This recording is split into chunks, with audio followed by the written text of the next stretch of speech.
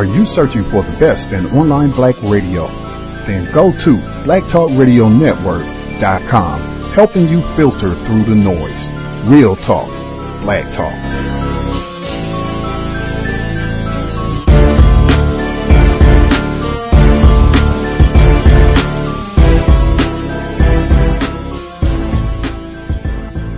The internet is full of half-truths and all-out lies. We've all seen them, and many people on social media complaining about it.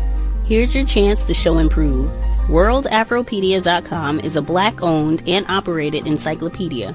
There are several thousand articles, but we need help.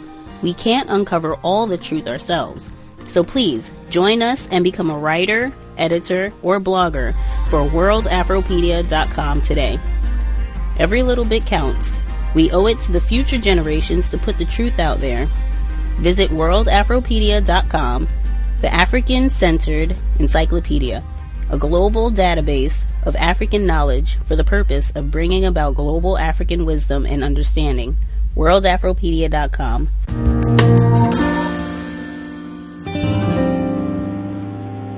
Can I just say that, maybe the workplace is not the best place to be a warrior. Like if you're put in a position where you have to harm another non-white person, then absolutely that's a place where you put your foot down and you don't partake. But I say, if you're in the workplace, just make people happy. What the heck? Just play the game, because if you're not playing the game, I don't know, you're not getting by, and that doesn't mean you have to be on some crazy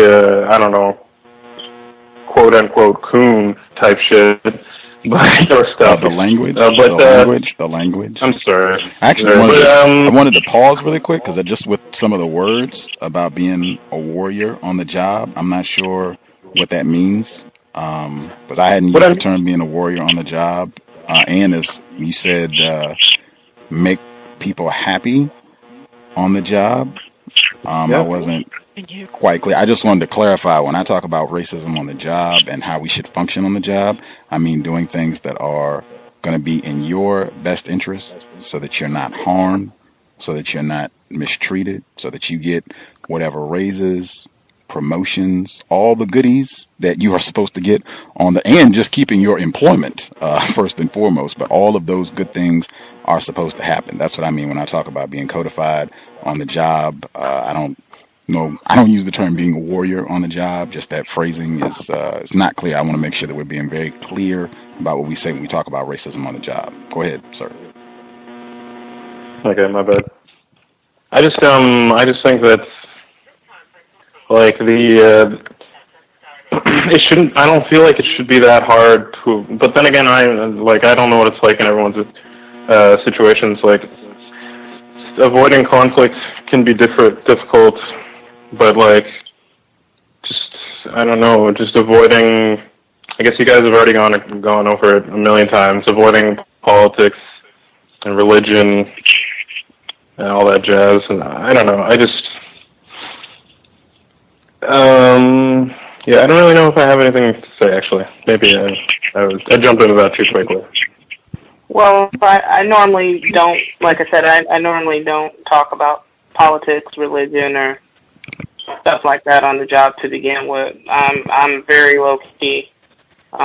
Unfortunately, people, I guess, are attracted to that, so I find myself in situations where people try to befriend me just out of curiosity. But as far as the white people on the job, okay, the situation, this is case in point. Where I sit at, I get to view a lot. And basically, these outdoor salesmen, they had just finished up a meeting. One of the supervisors came in and they were talking about some of the black sales personnel, and how a lot of times, basically what they have to deal with when they go door to door and selling, this, that, and the other.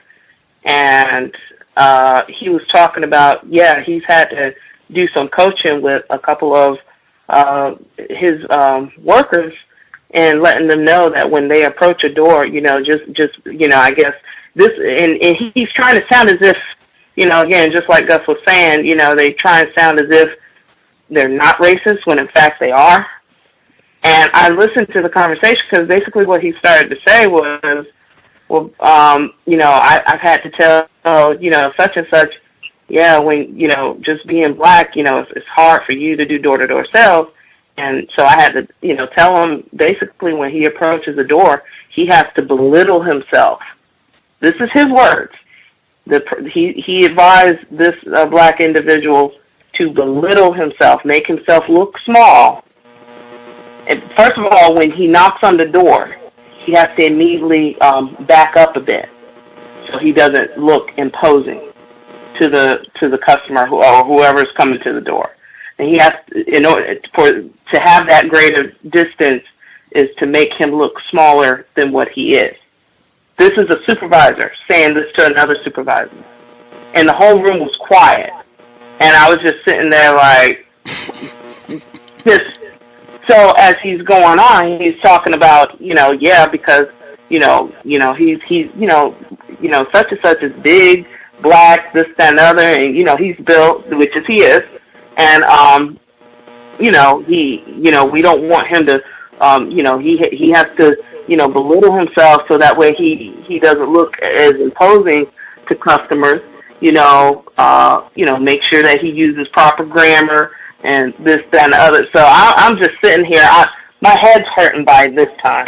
And I'm just like, I hear so much, and it's not that every time I see an act of racism, I'm to HR, because for one, they don't have an HR department on the premises, which is one good benefit at this particular company.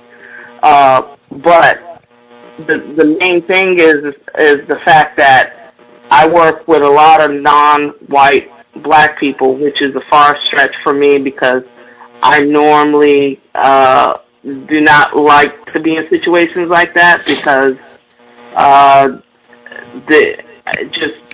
the abundance of confusion.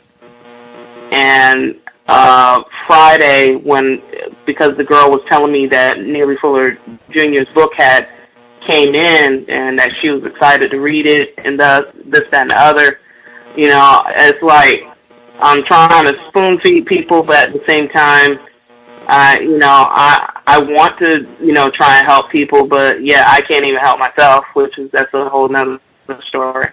But my biggest thing is the fact that, we just got to do better and deal with our confusion and stop making excuses for white people, and not be afraid to call it what it is, because I think as far as on the job, that's basically what it boils down to. Amen. Amen. Had an idea. Oh, hang on one second, Mr. Weiss. I think we had one caller that new caller that joined in.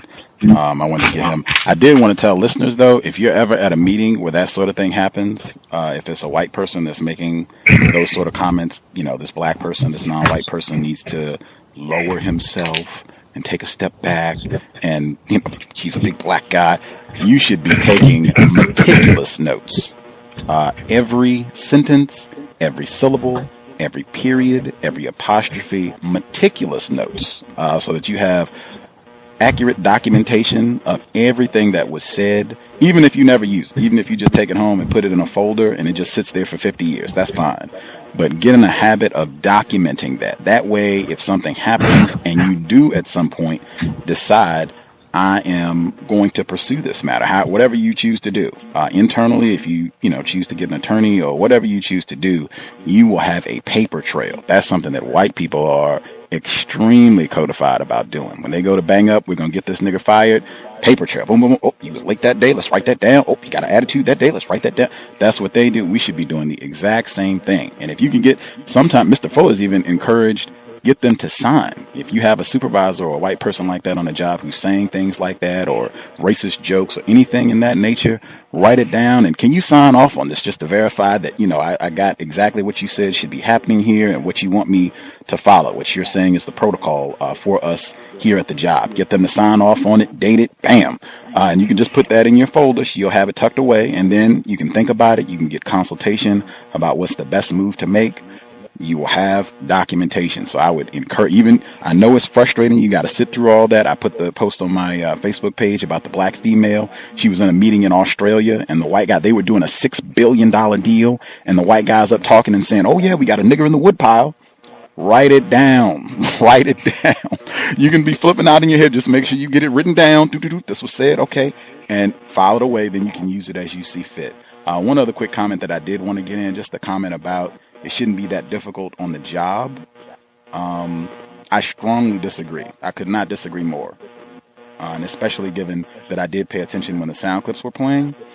You have a black male who's on his job, wasn't doing anything incorrect, wasn't talking about racism, was just doing his thing, and he comes, and they have done $300 worth of damage to his vehicle. Spray painting nigger on the vehicle, a noose on the vehicle. If you remember, I guess, guest down in Oregon, Dow Tucker, where she went to the hospital that's supposed to be a place of healing. She was not Mr. Fuller. She was not going to work with locks and Afrocentric clothing. She was not trying to pass out the ISIS papers or Mr. Fuller's work or quoting Dr. Cam Bond. She wasn't doing any of that.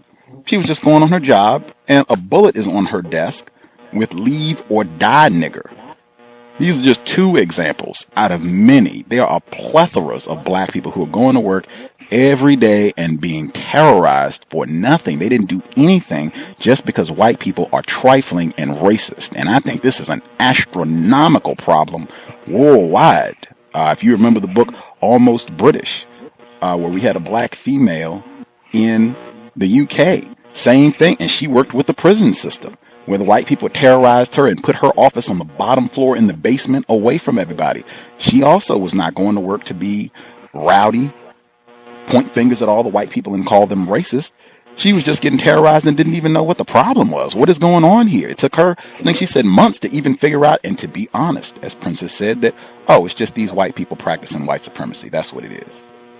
So I just wanted to make sure that that is in for the record. I don't think the problem is that most black people are going and trying to be rowdy and promoting racism, white supremacy on the job. I think most victims, most black people, are going to the job totally confused and getting annihilated day after day, year after year, generation after generation, which is why I think this is extremely important to talk about on a regular basis and to develop proper codification to minimize all the abuse and trauma we encounter on the job. Context of White Supremacy.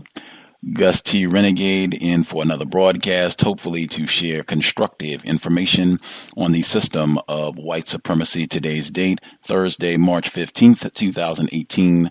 So I have been told this is our weekly forum on neutralizing workplace racism. Certainly if we have black entrepreneurs or any folks, period, non-white listeners who have figured out this is what to do on the job so that you can be on what they call easy street. You have a great office, great salary with lots of zeros on your check or on your direct deposit, whatever it is, where you get all your vacation days, sick days, personal leave. If you need a transfer, no problem, no questions asked, no signs that you are in any danger of losing your position or being demoted. You can put your feet up, work comfortably for the next 15, 20 years, whenever you're ready to retire. If we have any listeners who figured out how to put themselves in that position, you should be one of the first people to dial in with specific details on how other black people can mirror your success. The number 641-715-3640. The code 564-943#. Press star 61 if you would like to participate. As always, if we have black folks who are having any difficulties on the job, problems, you would like counter-racist suggestions, certainly dial in. We'll offer feedback. Number 641-715-3640. The code 564-943#. 943#.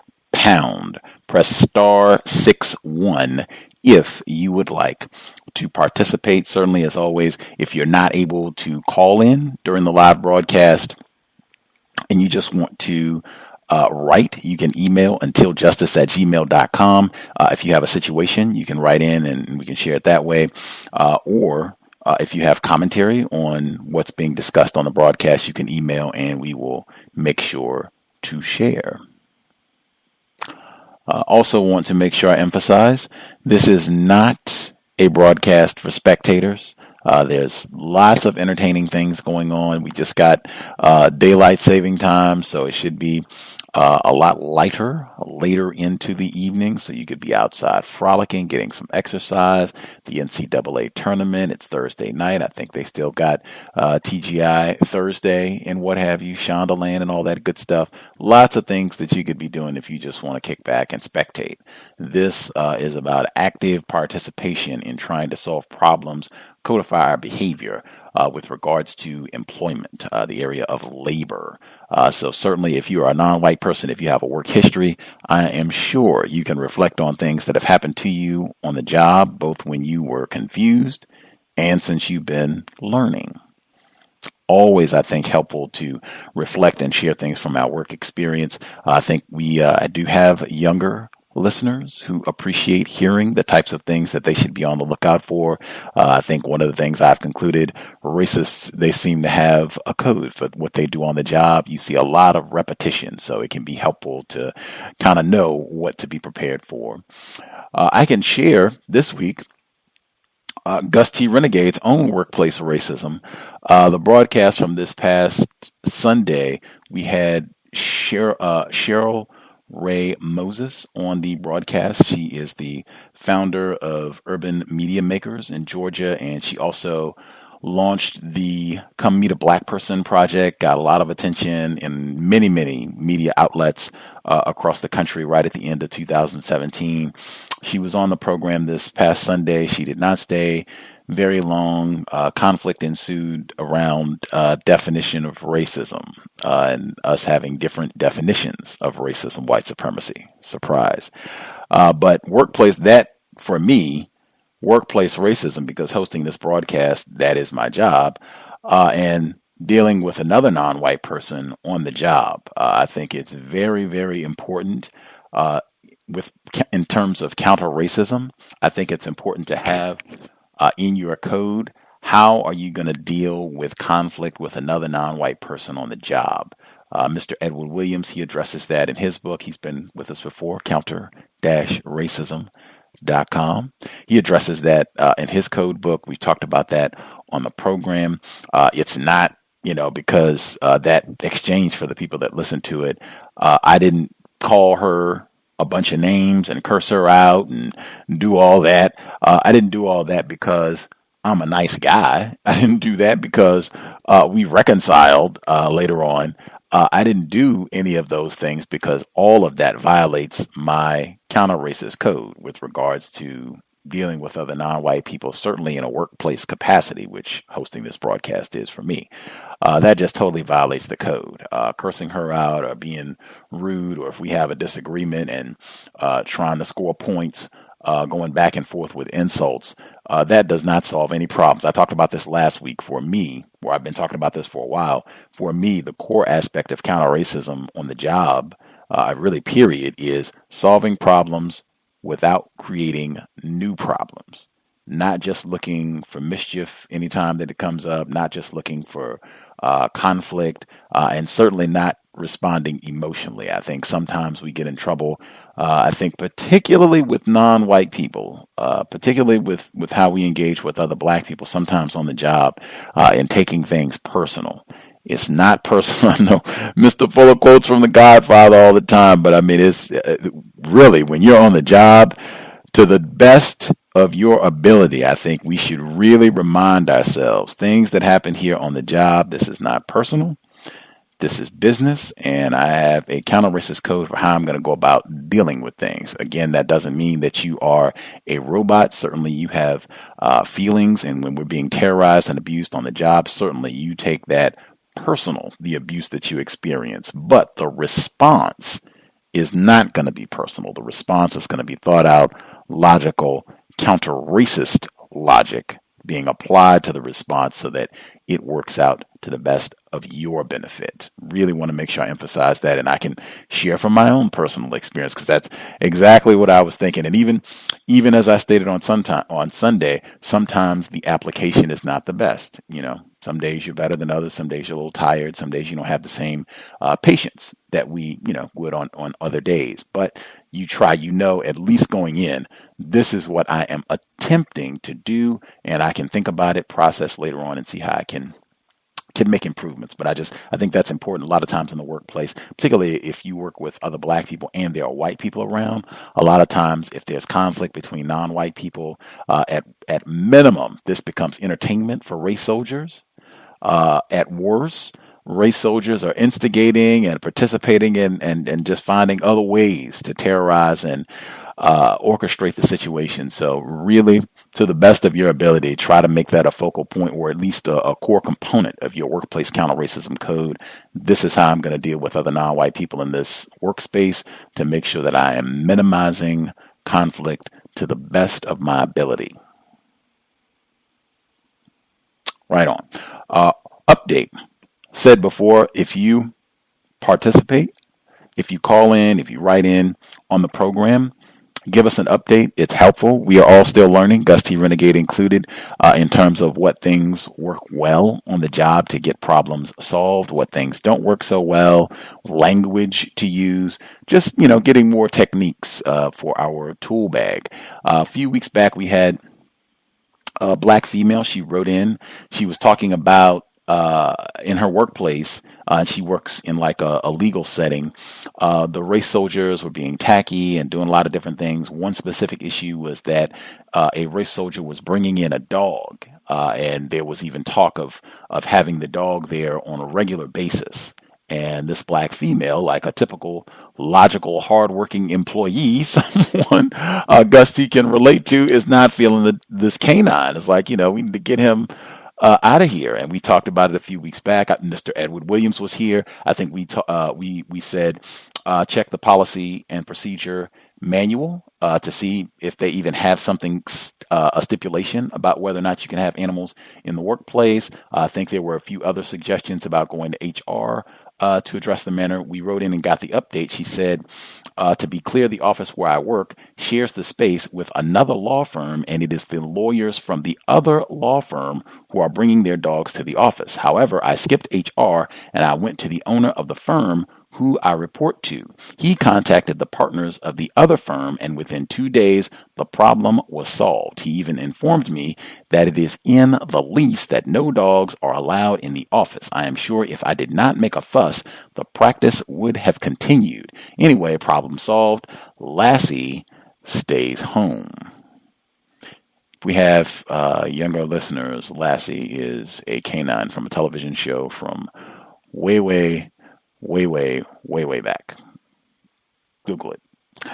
But that is great. And again, even though this was not policy and procedure, it was in the lease that the canine was not there. Still, there was written policy, written regulations that were forbidding this. And we've talked about this before. That's another great reason why it's so important to read policy and procedure, because racist man, racist woman, racist child, they are the biggest rule breakers in the universe. You will find consistently they are violating their own policies on the job all the time. At least that's been my experience. And you won't know this if you don't know the policy. And I've said that before. Once you read that policy, then you go on the job, you can just make observations. You can write that down. You can put that in your workplace journal that, oh man, I'm seeing all kinds of violations. Like, what type of application of policy and procedure is going on here? Is there equal application of policy and procedure where everybody can flaunt these rules or can pick and choose which rule they want to abide by, which ones they want to ignore? Only can do that when you know what the policy and procedure is, and then just being alert to what's happening around you. But I'm glad this issue was resolved. Might even be a good idea, if you have access, to check out the lease for your particular office space, because there might be additional rules that could be helpful to you, like was the case with the scenario that we got from our listener right here.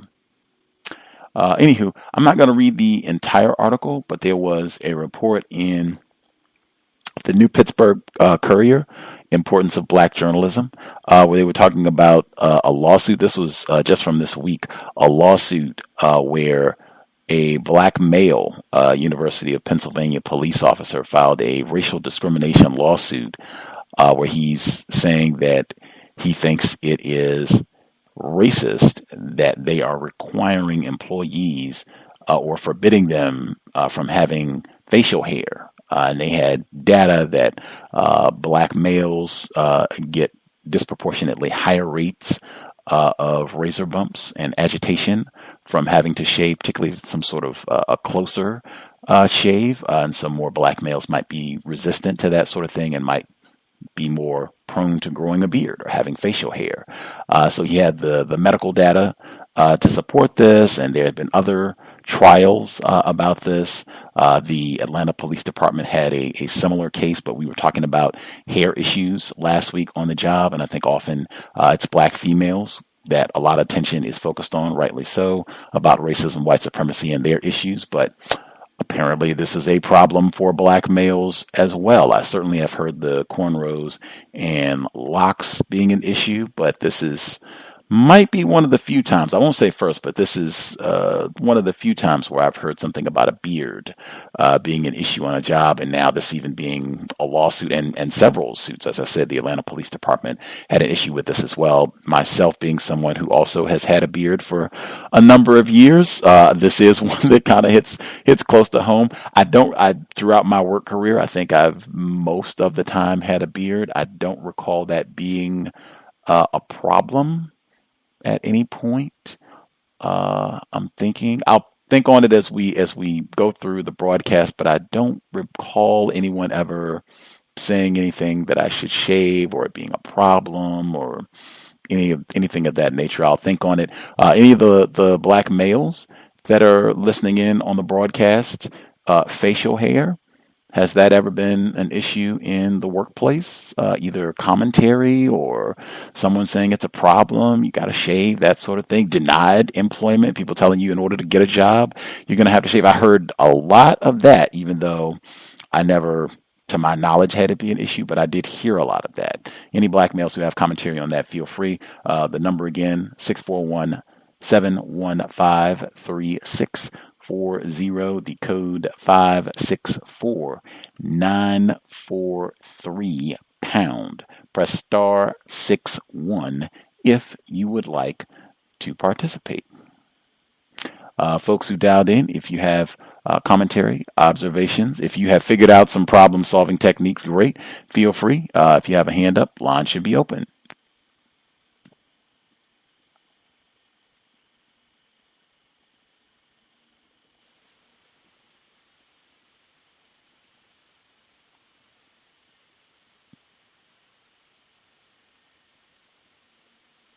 Now be heard? Yes, be heard.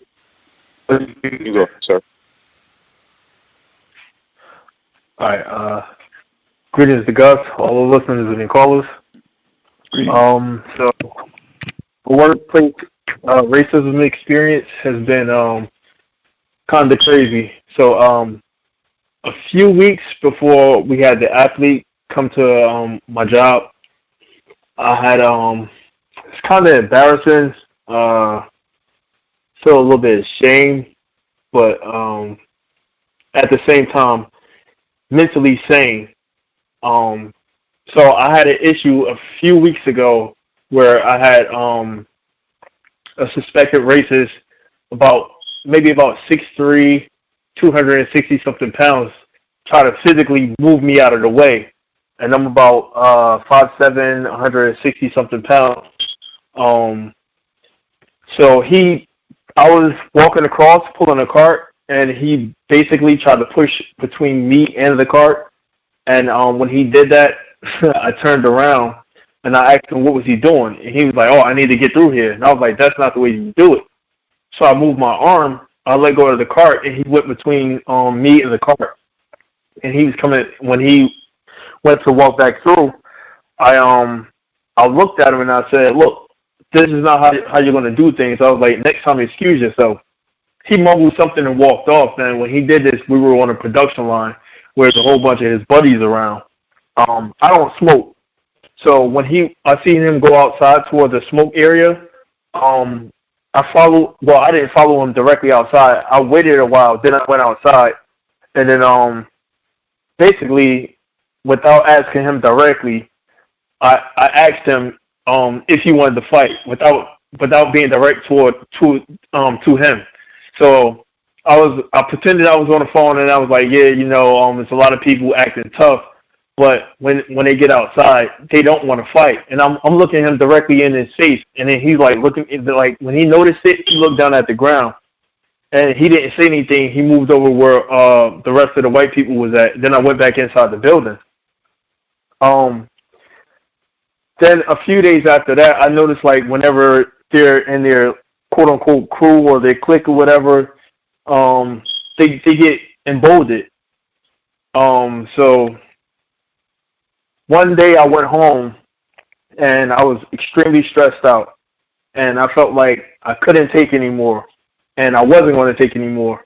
So I just prepared the next day for any and everything. And I notified family members, and I said, look, this is the last day I'm going to deal with racism, and this is it. I don't care about anything that happens from here on out. If you guys never hear from me again, this is information that you need to know. And I gave them all the information for like life insurance and stuff like that. And I sent the text message out to all my siblings. And my sister called me, and she was like, don't do anything stupid. Like, they're just going to continue to do what they're doing or whatever. And thankfully for the cows, because like I said, I had to deal with this stuff for like 6 years in. So I was like, I'm not going to deal with it anymore. And then it's like stressful on the job and then outside the job dealing with white people. So I just basically had a point in my breaking point where I was like, no more. So she said, and she don't listen to the cows, but she hear me talk about the cows a lot. She said, well, what would the people from the radio show think if you do something stupid? What would Dr. Wilson think? And then that got me to thinking, and I was like, you know what, man, I can't afford to throw everything that I've learned away, because that's basically what I'll be doing. So I heard people talk about anger on the Saturday program, and I was just thinking about that incident. And what I've been doing since that day is listening to specific music like Fela Kuti or Bob Marley. I might listen to old programs of Dr. Wilson, Neely Fuller, the Cows. And also I've been listening to motivational speakers. I think one is called, one of the guys is Eric Thomas, a black guy, and another guy, black guy, is Les Brown. And that's been helping me out a lot. Like they still make like jungle noises and do weird things, but everything that I've been doing, and then along with working out, thanks to Emmy, I started working out again. So I started working out. I'm listening to the motivational speeches, and it doesn't affect me as much as it did. And day by day, I'm learning how to deal with it and stay codified. And that's pretty much it.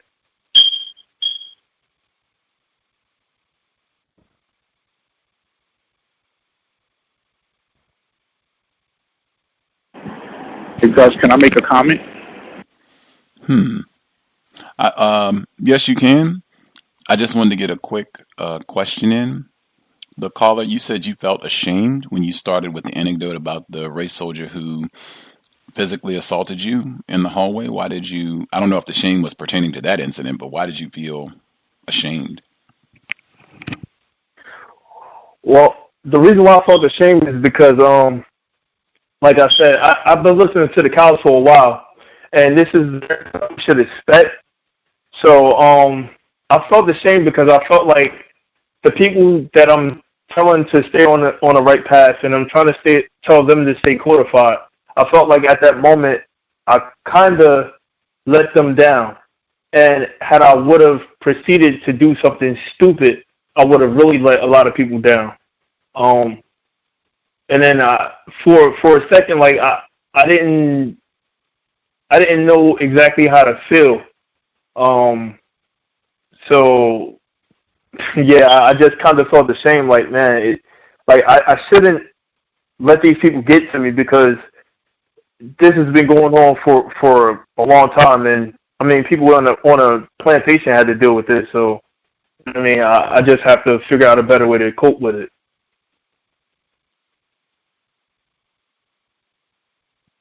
Kudos to your female partner who does not listen to the cows, but employed counter-racist logic to ask a great question. Phenomenal job to her. Thomas in New York, I'll get your comment. I just did want to say that I think that's very serious if it gets to a point, you or anybody else, if it gets to a point where you feel like, I can't take it anymore, and I'm not going to put up with this anymore, and, you know, whatever happens today, you know, I'm not gonna deal with it. When you feel like you reach what they call the breaking point, that is a very dangerous place, because that's where, exactly what I was talking about before, you might not have the same patience once you get to that point where you feel you've kind of reached that threshold where you put up with something and you're getting angry, you're getting frustrated about it.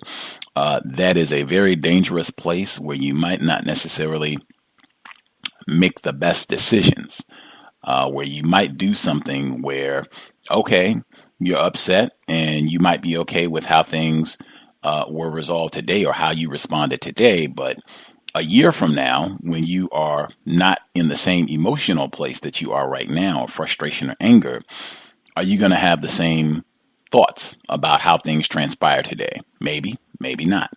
That's been my experience. Very dangerous. If you can take mental health time, if that means taking a day or two off from work, do so. I know for some of us that might be difficult to do.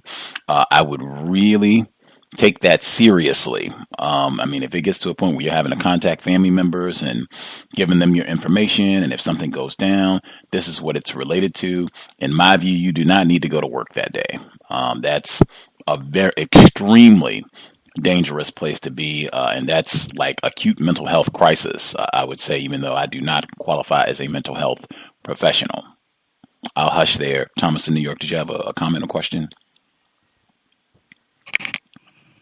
I do have a comment. I do want to know the person's age. I'm 34. 34. Got you. Yeah. Well, my comment is it's pretty simple, man. This is my own way of handling things like this, because I've made up in my mind years ago that every single white person on this planet is a racist. And anytime they do something to confirm that, it makes me so happy. I don't even get mad at them. Last thing you ever want to do is get in a fight with white people in public, because everyone's gonna be on their side. Black people and the white people and the police and everyone else that comes along. You know, if you're getting the best of that white person, the black people will be trying to jump in to help them. They've been trained, socially conditioned to do that. Never let yourself get to that emotional state going forward in your life. Only deal with white people in a physical confrontation and self-defense type of scenarios. But you have to go through life, and I think that you've learned this, expecting the very worst from these people at all times. And so that way, when it happens, it doesn't surprise you. You don't have an emotional response. Just chop it up to like, I knew it, and keep it moving. Because any scenario where it's physical with them in public is a loss for you. And potentially, you could lose your life. As you know, race soldiers will automatically assume that you're the person, even if it's a homeless white person, you're the aggressor. You could have on a $3,000 suit, but you're the black guy. And I'm mute my line. This incident reminded me of Thomas in New York's incident from last week, where he was going down the hall and I think he was lugging a box or whatever, something office related. had his hands full, going down the office hallway, and the white guy came and grabbed his grabbed at his groin area and said, "Oh man, I was just trying to zip your fly up. You know, I saw you had your hands. Well, just trying to help out. You know, they say white people don't help out, just trying to give a helping hand." Delectable Negro reminds me of that in workplace situations where whites will try to take advantage. I think in that particular instance, Thomas in New York had his hands full, so he couldn't defend himself. I got easy access. I can grab at his groin area and nothing he can do about it. This situation, I think you said that this guy was big, like 6'3", pretty big guy. You're not as tall as him, not as big as him, significantly smaller. Hey, I'm intimidating. I'm big and physical. I could just grab him and throw him, out of the way. And imagine if that were the other way around, that scenario.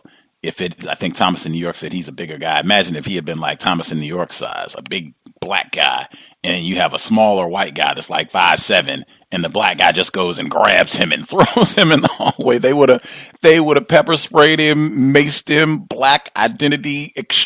Anyway, that sort of thing I would put in the journal. And any sort of physical contact, I would take that extremely serious. That's the sort of thing, in my view, that tends to escalate. I think we talked about this before. Race soldiers, they're bullies. Okay, if we can do this, do a little bit more. We're able to grab him in the groin today. Who knows what we do tomorrow? We're able to come in and grab him in the hallway today. Who knows? That might be a daily thing of just coming and placing hands and just being more and more violent, sadistic with it. This is, I think, retired firefighter. We talked before about the incident where the firefighters, they were putting their genitals on a black person's head. I mean, it's just, there are no limits. Any sort of physical contact, that I think HV, I'll take it back. I don't know if it's HV or not. I think it was HV though, the code that she's developing about no touching at all in the workplace. Great. I don't have a problem with that at all. With the type of antics that we experience, take it very serious. And I would immediately, that is not acceptable at all. Do not ever put your hands on me in that manner in the workplace. The way you did it is fine, but just saying, make sure that you have a code, because it sounds like with what we talked about yesterday, the bombs in Texas, increasing direct racist aggression, I would take any sort of placing of hands in the workplace extremely serious. I would have my verbiage down immediately, write that down. This is not going to be acceptable. If you want to go report it to other folks as well. But I mean, any sort of unwanted touching in the workplace, whether it's sexual or not. Let's see. Did any other folks have questions or comments on what our call is dealing with here?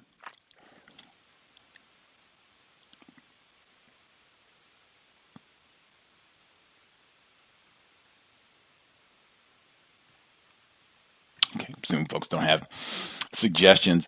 Just again, for the anger thing, I would take that really serious. And if you're not able to get time from work, really make time to do other activities. I'm so happy. I know Emmy would be so happy as well to hear you're exercising and listening to constructive sounds, music, lectures, motivational speakers, just finding things that are constructive. People, it sounds like your partner is a healthy, constructive influence, spending time with people that are constructive, avoiding people maybe who try your patience, who maybe tend to name call or be into discourteous things, maybe not spending as much time around them because you're already having difficulties. And certainly I would avoid to the best of your ability outside of work. I would avoid any unnecessary contact with whites to the best of your ability.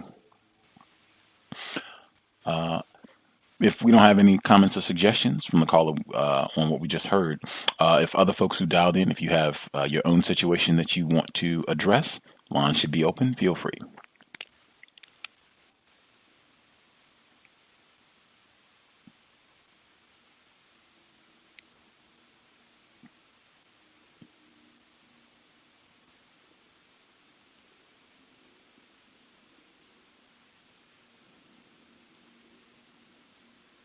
Can I be heard? Yes, sir. Yes. The last testimony was confirms the importance of programs such as this, and how important they are. And I am also gratified for the female friend that he has. It appears that she was just using logical sense, and it just goes to show if a person is actually, a non-white person is doing thinking, they can help another non-white person, even in times as catastrophic as the one that he was experiencing. Because I've actually have seen situations very similar to what he was explaining, going in another direction, where the person actually answered to what his hurt was. So good and constructive situations with this program and how it helps other people. I think you were talking about hair with black males. I have a classic instance. It did take place with me directly, but he was one of the three non-white black males who were was a part of what Mr. Clark was explaining when he appeared on your program. He was one of those three non-white black males. This was an earlier incident involving him, and I believe the hairstyle is called a lip beard. And if anybody doesn't know what a lip beard is, it's the growing of hair underneath your lower lip, which is something that is practiced by a lot of black males. And this gentleman, he showed up to work. Well, you don't just show up to work. It grows, and it's typical what takes place on the fire department, because I experienced it also. They would, especially if you understand, it takes a certain period of time to grow hair. And anyway, he was asked to go home or something like that to take care of it, and he refused to shave it. And in turn, I can't recall exactly on what process he went through, but I think it has something to do with the actual rules itself. Number one, did not reflect on what he was being asked to do and or ordered to do. And as a lot of callers can figure out, some white people was doing the same thing. So, in other words, it goes back to Mr. Williams' suggestions in his book. No, but not Mr. Williams, but Mr. Fuller's book about the equal protection under the law and due process. And that is something that it's almost to the letter with the system of racist white supremacy. They're always going to go against that.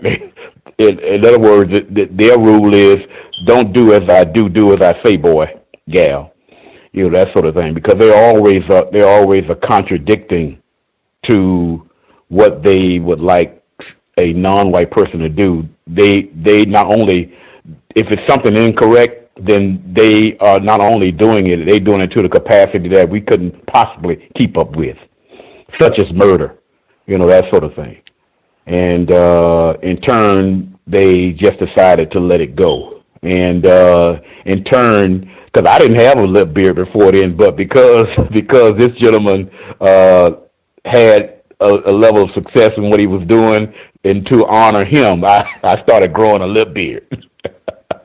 So yeah, that was my experience with the hair thing. It's quite prominent on the fire department because the so-called experts, and they are white, have determined that the shield that we wear, when we go inside of a fire, which is vital to your life, preserving your life, because people die in fires primarily not because of the flame and the heat. You die from the poisoning from the smoke, and the face shield that we have to breathe when we go into a fire, in order to have the best possible shield, you shouldn't have hair in and around the outer edges of your face. So that's why they have this rule in the first place about shaving. And I would just listen to everybody else. Thank you. Appreciate that, retired firefighter. Have a lip beard now. Other folks who doubted policy and procedure, appreciate that. And like I said, if you pay attention, you will see there might be, many aspects. Could be the whole policy and procedure. They enforce it willy-nilly. I've seen that at times as well. But make sure you read it. I've seen, just in my view, that puts you in a much stronger position. Other folks who dialed in, if you have a hand up, if you have commentary on what we've heard thus far, or if you have your own situation you want to share, line should be open. Proceed. May I be heard? Greetings, HB. Greetings, Gus, and greetings to all the callers and listeners while I'm on the line. And you were right, Gus, that it was me who have the no touching at all code for just white people in general, be it on the job or anywhere else. I wanted to speak on the caller who talked about, his breaking point. I don't have any advice. I wish I did, but I don't have any because I don't know how to manage my anger either. I was the one who talked about having a program on that because I have such a struggle with that. I'm even scared even right now to even really share my feelings on white people, but I'm going to go ahead.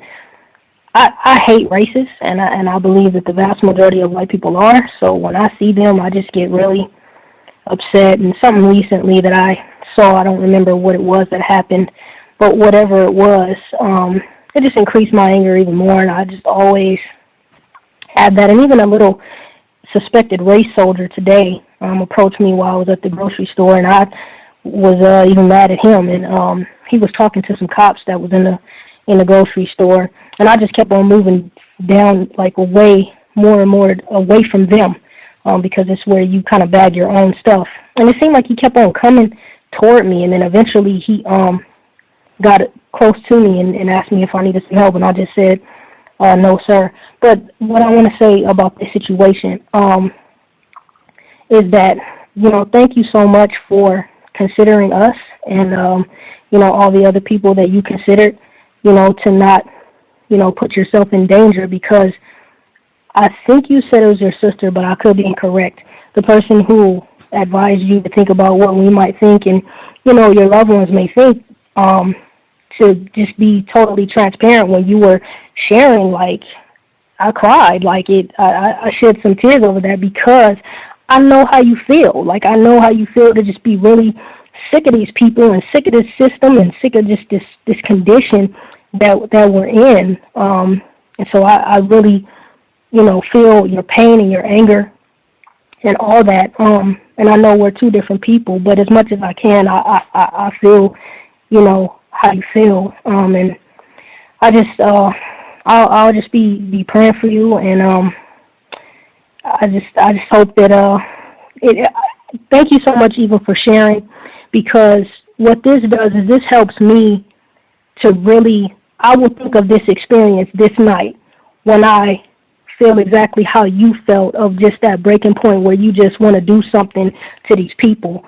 I don't know if you were referring to that or doing something to yourself, but I know for me, I'd be wanting to do something to these people. So that's all I had, and I'll mute my line. And one more thing, I think what Gus said and the firefighter, what they said and their advice and everything was excellent. And that's all I had, and I'll mute my line. Thanks for taking my call, Gus.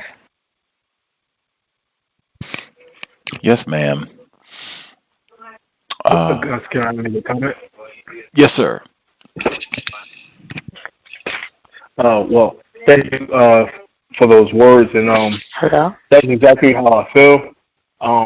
Every time I encounter white people, I just get enraged, and I actually was thinking about doing something to someone, mainly the people who are tormenting me on a daily basis, and at that point, like I said, I was willing to deal with whatever came after that. But thankfully, I had people, in my corner to get me back on the right track. So hopefully I can help a lot of more non-white people stay codified and help them on the journey to keep moving forward whenever they have these type of feelings. And that's all. Gus, may I quickly reply really quick? I reckon. Okay, I just wanted to clarify that what I mentioned about the tears that I shed over what you shared tonight is that I'm trying to tell you how some of us, at least me, how I would feel if, something happened to you over these terrorists. And when I said the little race soldier that I dealt with today, or suspected race soldier, he was a kid, and so that's why I said that. And I'll mute my line. Also, Thomas, too, the things that he said tonight, I thought was excellent. Everybody who gave advice so far, and I'll mute my line. Appreciate that. Caller who dialed in on the vote line, female caller, we can hear you. Did you have commentary you wanted to share, ma'am? Hello, good afternoon. This is Helen from New York. Can you hear me? Yes, ma'am. Oh, hi. I'm from New York, and my workplace racism experience has left me sad, hopeless, and I really thank you, Gus, for this podcast and allowing us to express ourselves. My white boss, he hired a non-white black person who was very abusive, verbally abusive, and unprofessional. And this went on for a long time. And when I wrote everything down, like from listening to the show. And when I spoke to my white boss about my coworker who was verbally abusive, his advice was to ignore it. He said that this person is trying to rile us up to get us into an argument so that we could be fired. So don't allow it, ignore him, and, everything will be okay. I thought that was bad advice. I think he should have spoke to this person, the coworker, but he didn't do it. This went on for months, and then one day it got so bad that me and the coworker were walking past each other, and he bumped me. He purposely took his shoulder and pushed it against me. Like, he bumped me so hard that I had to step backwards.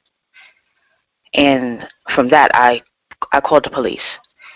And got a report and everything. That's why I called the police. And my boss, he didn't fire me, but he told me not to come into work. And he didn't explain why. He didn't say I was fired. So when I called him a couple of days later, I was like, okay, what's going on? Like, are you dealing with the situation? He wouldn't answer me. Come to find out, a week I went without working, and then he moved me. He called me up and he said that he's relocated me to another office away from this coworker. And the coworker is still there. And now I'm no longer working with the coworker, which is fine, and the situation is better. But I felt like I was being penalized for calling the police for a situation that he knew about. And, even when I used to complain to him and tell him, report what was going on, like, I would notice that he would have like a little snicker, like he was holding in a smile. And that's when I was like, you know what, this is workplace racism. And that's all I want to share. What are your thoughts on it? Do you see it as that or no? You said, can you just repeat your question, ma'am? Oh, I want to know what are your thoughts on the experience? Like, do you see that as workplace racism or no? Am I crazy? Okay. Well, to the final question, I don't know. I've heard that from many Cal's listeners, and all I can say is Gus T might be crazy as well. So all of the crazy people might have just gathered on one podcast. But to the rest of it, it certainly sounds like the usual suspects: white supremacy, racism, as predicted. I think a lot of times in these type of situations where you have the person who is in charge, whites, they can hire a non-white person to be abusive and nasty and rude to the other non-whites. And we've talked about this throughout the years, where it seems that often exactly what you're reporting, where this race soldier is kind of half swallowing a snicker as you report, man, he's terrorizing us. And he's like, oh, yeah, I know. I told him to do that exactly. I told him to go in there and give it to her. That's probably exactly what it is, because we've heard a lot of reports that it seems to be this sort of thing happens frequently. And the white person who is in charge, I'm just helpless. I just don't know what to tell you. Can't seem to get this thing solved. We'll just have to ignore it and do the best we can. Go back out and soldier on like you hired this person, like you could get this problem solved in 5 minutes. Standard, in my view, standard workplace racism. I think in these sort of situations, that's why I said at the beginning of the program, it's very important to have a code about how you deal with non-white people in the workplace. I know some people say, hey, when it comes to on the job, I treat non-white people and racists the same. Some of our listeners, that's their code. Other time, hey, this is a non-white person. I'm not going to treat you like a race soldier, but I am not going to allow this to become a problem for me. We've talked about if they're being rude, to document what they're saying. That can be really powerful in email. If they're being nasty and rude, and you can, document and quote what they said, and then you can CC your boss and other people. Is this appropriate for the workplace, or whatever it is? That way, other people are being able to see exactly what was said. That some people have said that can be effective to mitigate some of that discourteous behavior. And the despair, I thought that was important too. The despair, I think that is so important, because I think often the system of white supremacy, race soldiers, they deliberately construct environments to have that sort of impact on us, our mental health, where we feel despair and hopelessness. I think that's what you said at the very beginning of your response, right? Yes, sort of correct. I think that gets done deliberately, particularly, I think, in environments like at school, on the job, other places as well, but those two in particular. And I think I said either last week or earlier this month that I think race soldiers, they probably sit down with a pen and a pad on the lunch break sometimes and say, we're going to get 45% of our niggers to quit by the end of the fiscal year. And, we'll just all go to work and do various things to get on their nerves. And I'm sure we'll get 45% of them out of here by June. I'm sure that happens. And I mean, this sort of thing could be part of that. It could take a whole lot of different forms, but setting up an environment that everything about it is just designed to have you hopeless, upset, angry, frustrated, in despair about things that are happening to you. And I think, just as Thomas said, I think number one, understanding. That could be exactly what this is, understanding and expecting white people to be racist, and then having logical responses as opposed to the emotional response of, I'm sad that we're not friends, or I can't believe this, being shocked. That happens so often, being surprised about things. I am prepared for this, and I'm thinking of ways to permanently solve these problems where I know this is racism, white supremacy. This is a part of what I will be doing my daily activities, countering the race soldiers I'm in the cubicle next to. Did other folks have any suggestions, comments from what we just heard from our female caller in New York? I have a question. Go ahead, firefighter. Thank you, ma'am. Yes, it's actually is an old strategy. You can go back to the time of back in, let's say, the 1800s, where they would have a big slave that would be the person who is beating, carrying out the punishment for massa.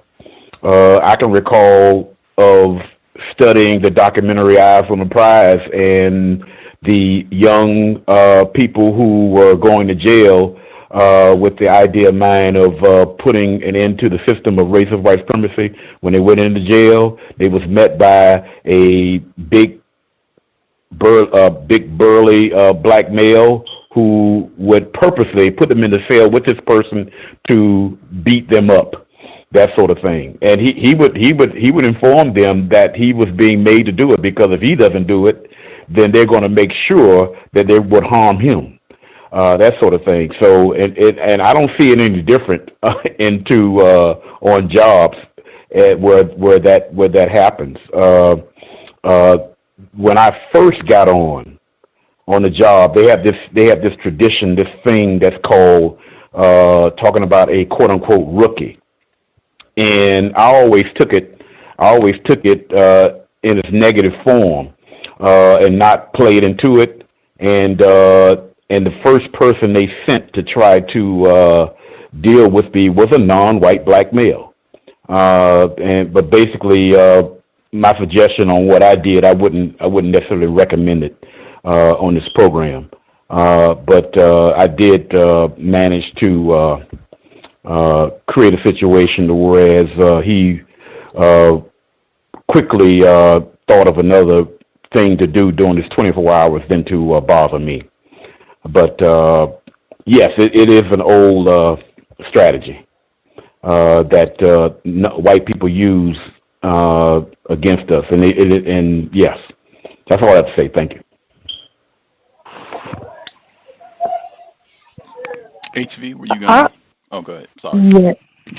No, you're fine. I'm a little confused. Did I hear that the lady caller called the cops on a non-white person, and a racist actually got upset about that and decided to penalize her for it? Did I hear that correctly? Yes, you did. Okay. My question to the lady caller, to anyone on the line, to Gus, is does anybody have any idea as to why that would upset a racist for a non-white person to call the cops on another non-white person? I'm just really confused. In that setting, he didn't expect. Oh, go ahead, ma'am. I'm sorry. Go ahead. Oh, I think my boss was upset and bothered by the fact that I called the police and that the police came into the office, so it draws attention to the office. He didn't expect it to get that far. He didn't expect me, the boss, the white boss, didn't expect me to go that far as to call the police.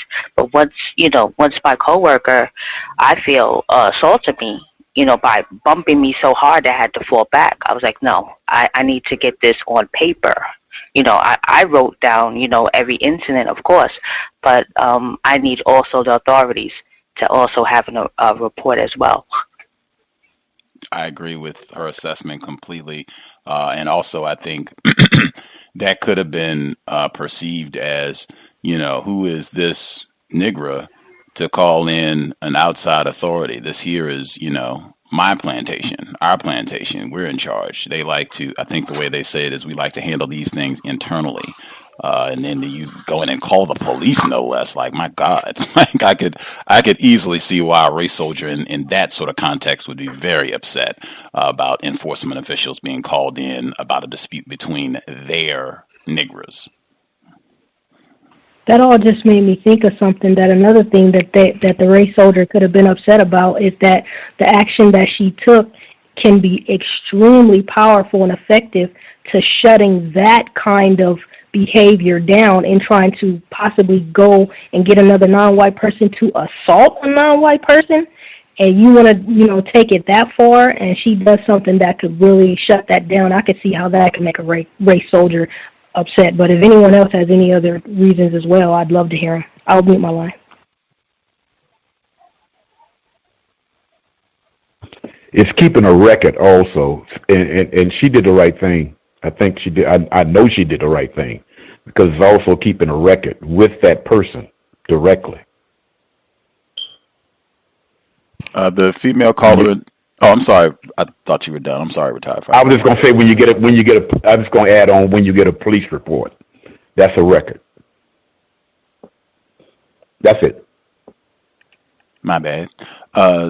Female caller in New York, looking at how things evolved, and you said you felt like you were penalized, like been banished. I mean, yes, you're not having to work with this person anymore, a non-white person who was verbally abusive, physically abusive as well. But you've been outcast. Would you call the police again? Do you think that was the correct thing to do, the correct way to handle that situation? Yes, I would. Only thing I didn't care for is the 1 week of pay that I lost out of the situation. But yes, I would call the police again if I'm assaulted. Yes. Oh, and this is one who suggested the White Allies Toolkit in Queens. That's me. Okay. I joined all of the White Allies groups and on Facebook, and just being mindful, listening, and I said, "Oh, this would be good for Gus." Yes, that's me.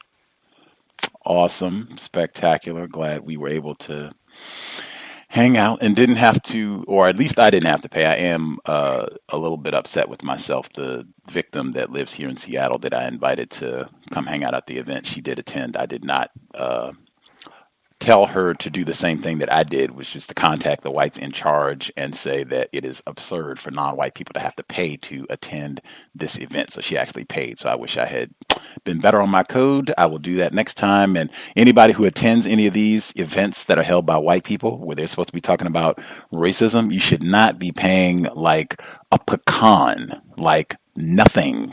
Like contact them.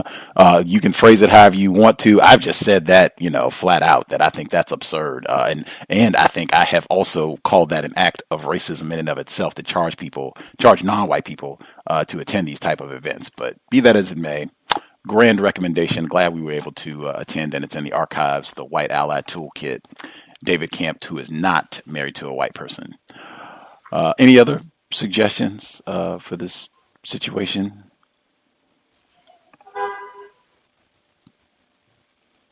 Anybody? I just want to quickly add that I think she did the right thing as well. I'll mute my line. Right. That's what I was going to ask. Anybody out there because I know we've talked about this before, the code about contacting the police. Anybody out there think, maybe I wouldn't call the enforcement officials in that situation. They could make the situation worse. Everybody could get fired. Anybody think that, that might make the situation worse, contacting the enforcement officials after she was assaulted in the hallway?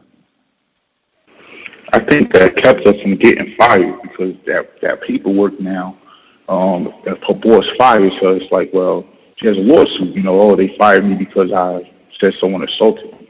I personally, I wouldn't. But that's me, you know what I'm saying? I personally feel like I'm scared of the police, so I'm not gonna call for no reason unless I really have been violated, and someone bumped it into me. I think I could use words or more persuasively than calling the police. But in that instance, I have worked somewhere when I worked at the hospital. These two co-workers of mine got into a spat, and one said, when I catch you outside, I'm going to get you, this, that, and the other. So the other one went and called the police on him and said he made terroristic threats, and that got that dude fired. Yeah, I mean, it could work either way. I guess you could say VGQ. I did have an incident of my own, but I think someone else was about to talk. We'll make sure to come back. Did anybody else want to respond to that question about whether or not you think it might cause more problems by calling enforcement officers? I'm not sure if it'll cause more problems. I kind of understand the reason why she called. Being a female and being attacked, feeling like, she was attacked. So being attacked by a male, that's kind of understandable. And who knows what he would have done after that or could have done after that. If he felt bold enough to bump her, then maybe the next time he probably would have pushed her, especially if this has been allowed. And who knows what the conversation between that male and the supervisor is. Like, they could be planning it the whole time. So you never really know. Absolutely. Anybody else want to respond to that question?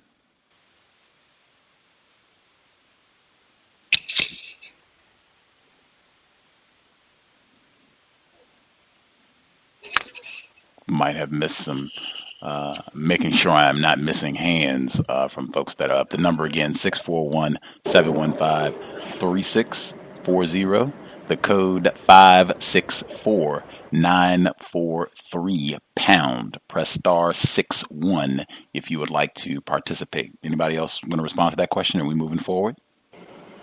Can I be heard? Yes, ma'am. Greetings.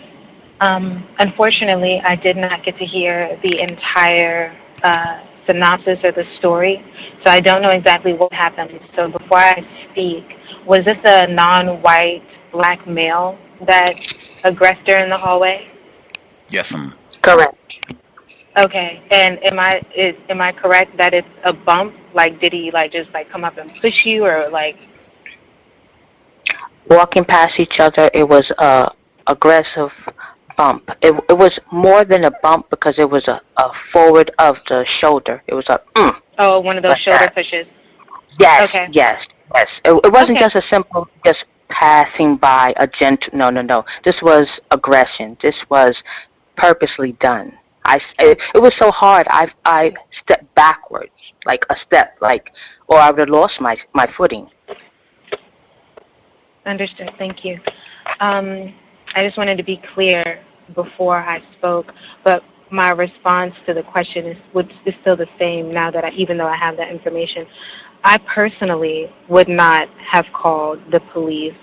I'm not so sure that that's the most, at least in terms of my code, the most constructive thing to do towards a non-white black male, especially on the job. For my code, I want to keep us both employed. So I don't know what all led to it, whatever the tension is and whatnot. But if that's like the first attempt at reconciling the situation or getting some clarity about the situation, that probably would not have been my first choice. I think, but in the same respect, to the same degree, I don't think that I would have involved any white people on the job. Essentially what I'm saying is my code would be to not involve white people.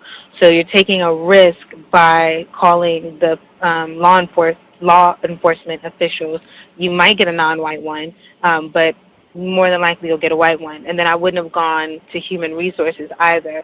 My code would have been to as uncomfortable and as nervous as I would have been to directly engage that situation. So what's happening here, what's going on, and at least do that first. I don't know if you did that, you might have, and then maybe an argument ensued or something. You was like, you know what, I'm calling the police. But for me, that I don't think so. Also, I do think that there's a possibility that in having called the police that maybe it could have secured your job, like maybe if he turned around and said that you aggressed him and then you could have lost your job. I mean, that's like a risk. There's nothing to say that is 100% would have occurred. So I can see the validity in that standpoint. But I can also see on the other side, where now both of you, in case he's not, in a mole, so to speak, both of you could be under intense scrutiny and level of professionalism having been degraded to some extent. I didn't get to hear the whole thing about what white woman got upset with you and all of that kind of stuff because, I don't know, I came in right when Gus was pretty much explaining how some white people, these are our niggers, and we don't want other white people in our business or whatever. With all that aside, I'm sure that it feels as though there's a high probability that it might have caused more problems, but none that you can see at the moment. So I'm curious as to how it'll play out, but that's what I'd like to share. Thank you. Appreciate that, Emmy. I reckon we'll get the update. I do think it's significant that in a workplace situation where a female has accused a black male of physical aggression to the point where enforcement officials were called and the black male is still employed, like that's at least mildly significant. I think black males have been terminated under far less egregious circumstances, unless I'm just, talking crazy. um, any other comments? Folks want to get in on this situation? Our female caller in New York. Was this New York City?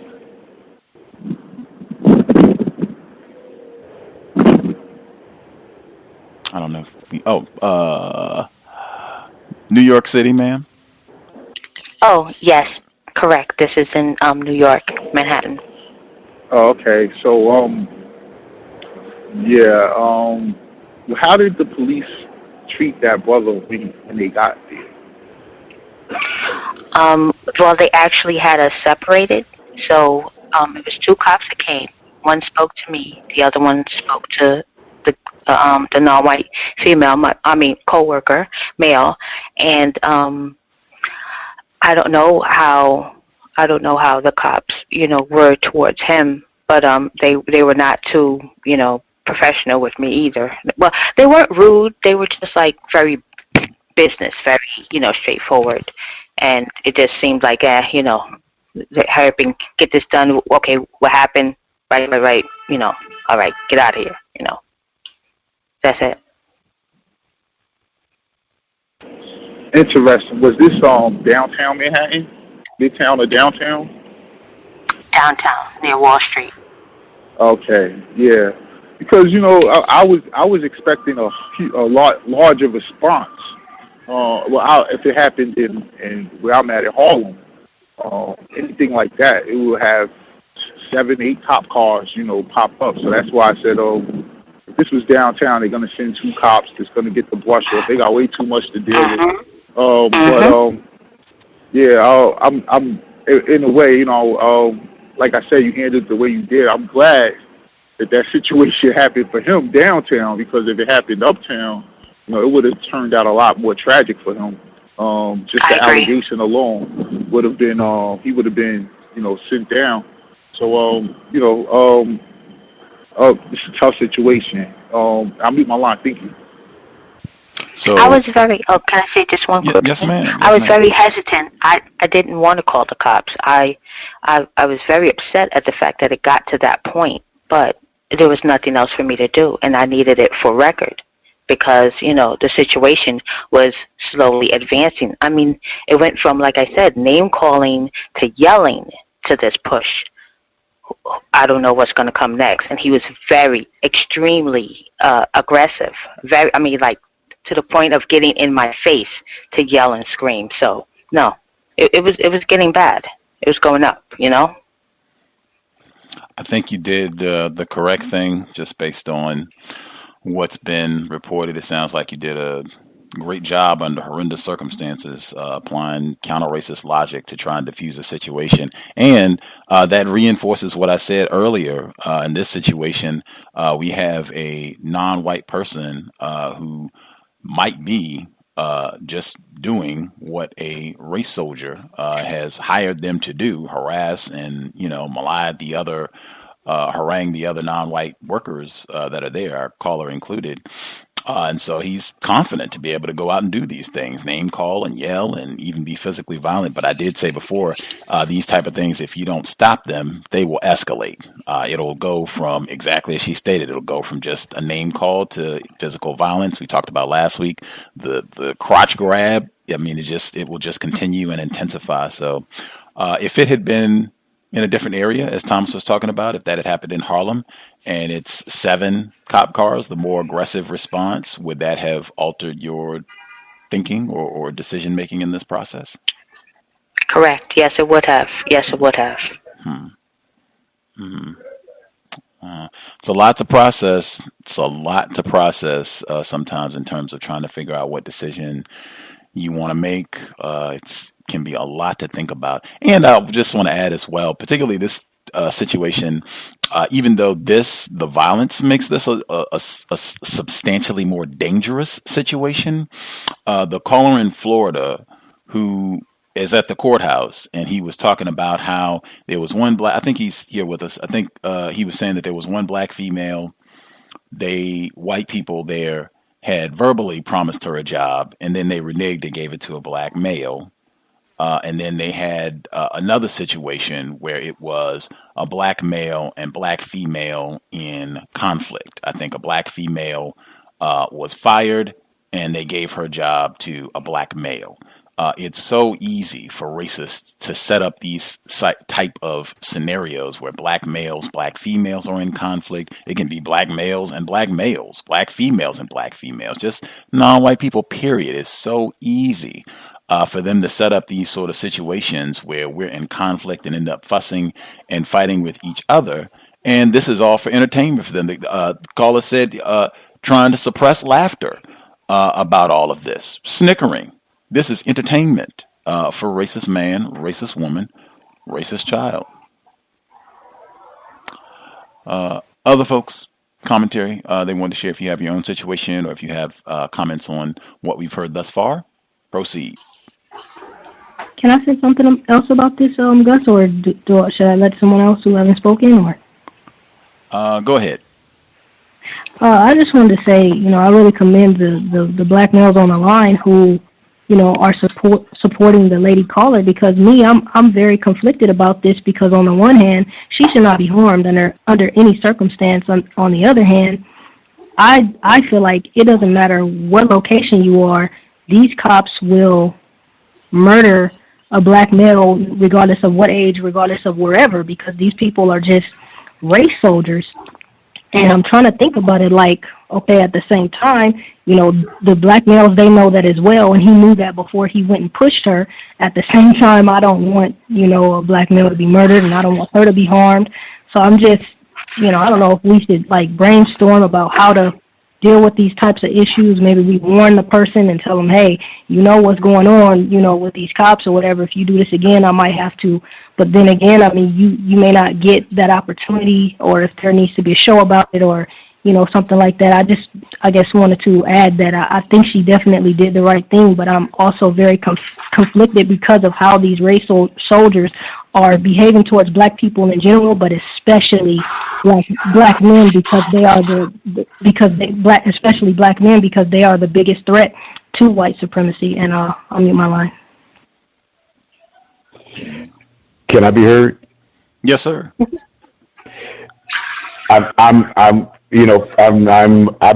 made a comment earlier, and at the same time, I've been listening, and I can't help to express it to everybody else that's on the line that it sounds very close to the counter-racist policy to snitching. Maybe it's me with my crazy self, but it sounds very close, if not exactly, to the counter-racist policy and or code of snitching, and as opposed to what is snitching and what is not snitching. And I would say this, in this particular case, with the lady from New York, who I've already said that I think she did the right thing, that non-white person, quote unquote, since this is not the day that we can't use metaphors, he crossed the line. He crossed the line by being employed by this subcontracted anyway, by this white male to do this dastardly action against you. And I applaud the lady HP on mentioning about the black males on the line, because I have a mother, I have sisters, that sort of thing, and it's in my instincts to try to come to their aid when they call me, and I would like to know, though, at the same time, that they have some sort of codification on how they would on what they would do in situations. And I think that's the right thing that she did. If anything, but to call them not so much as quote unquote enforcing the law, but to get that piece of paper. That's the only place you're going to be able to get that piece of paper for that states that this is on record, that on such and such a date, at such and such a time, this person did that. Now, in some cases, that at least stops that person from doing that because it's a record, and now he would have to be very serious about doing that type of behavior for quote unquote the racist, as opposed to doing it again, that sort of thing. And so those are just some of my thoughts. And once again, I would say he crossed the line when he bumped into you. I think Mr. Fuller, he says first time, last time, when it comes to any sort of placing of hands, black males touching black females, or vice versa, according to what I've heard him say. But in my view, any sort of repeating what I said earlier, in the workplace, physical contact is absolutely unacceptable. 365, anytime, any place. It is simply not to be tolerated at all from a white person, non-white person, sexual or otherwise. That is absolute no. That's super serious, not to play with, not to minimize. And in my view, if it's a non-white person, black person, male or female, once they are in the business of putting their hands in a violent way on another black person, oh, you're a tough person. You're a tough guy.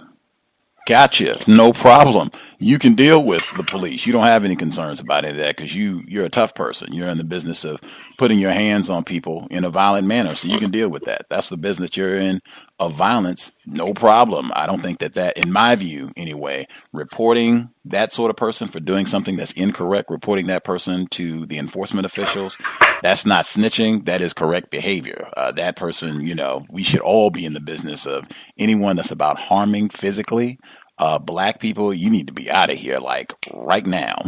We've had way too much of that. That's what racism, white supremacy produces. Just a whole world that's filled with people that look to do harm to black people, unjust, violent harm to black people. So yeah, I don't have any problems, any qualms about someone calling enforcement officials if they choose to do so.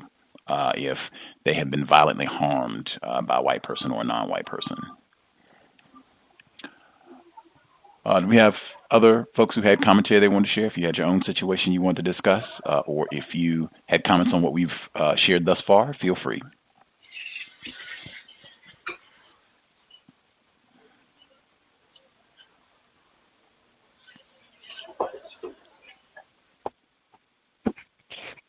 Anyone think that it could have been possible that the non-white male had high levels of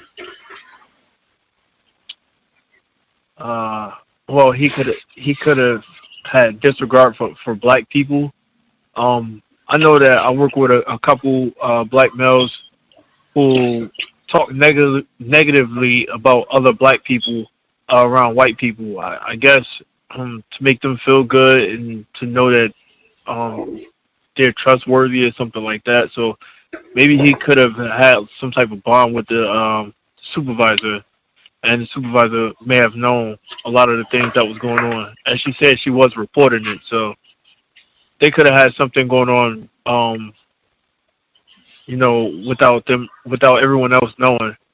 Or they could have even been friends outside of the job. Who knows? Absolutely. All seems very logical to me. We had one person who did write in. I'm just reading this because I think this is important, and having a technological code in terms of how you operate your computer and email and all of that on the job, I think is important. This person wrote in and said, my workplace forbade me from sending any correspondence via email because they don't want me to leave a paper trail. My manager got angry and threatened to fire me because I send emails rather than writing it on a sticky note. This morning I checked my computer and noticed they disabled my print screen. Wow, I think we've had other people talk about this before, where they were using their screenshot feature on their computer to document different different changes that they made to documents. And I think they were even showing that there may have been some manipulation to the actual computer or to the software or to some of the work that was done at that workstation. But they were taking screenshots to get evidence. And they came back after they had, printed out a few screenshots to show what was happening. And that feature was disabled on the computer, so they could no longer use it. So I think that as more and more non-white people get better access and more sophisticated, more refined in our use of technology to try to counter whites and their terrorist activity on the job, it's going to be more of that sort of thing. Don't send any emails. We want them on sticky notes so that you don't have electronic documentation of what's been happening, if we're not answering questions, that sort of thing. And then disabling the print screen on the computer. And even with that, asking questions, even if they want it on sticky notes, I would document that my print screen was disabled. Why was my print screen disabled? Was this a site-wide thing, or is there something?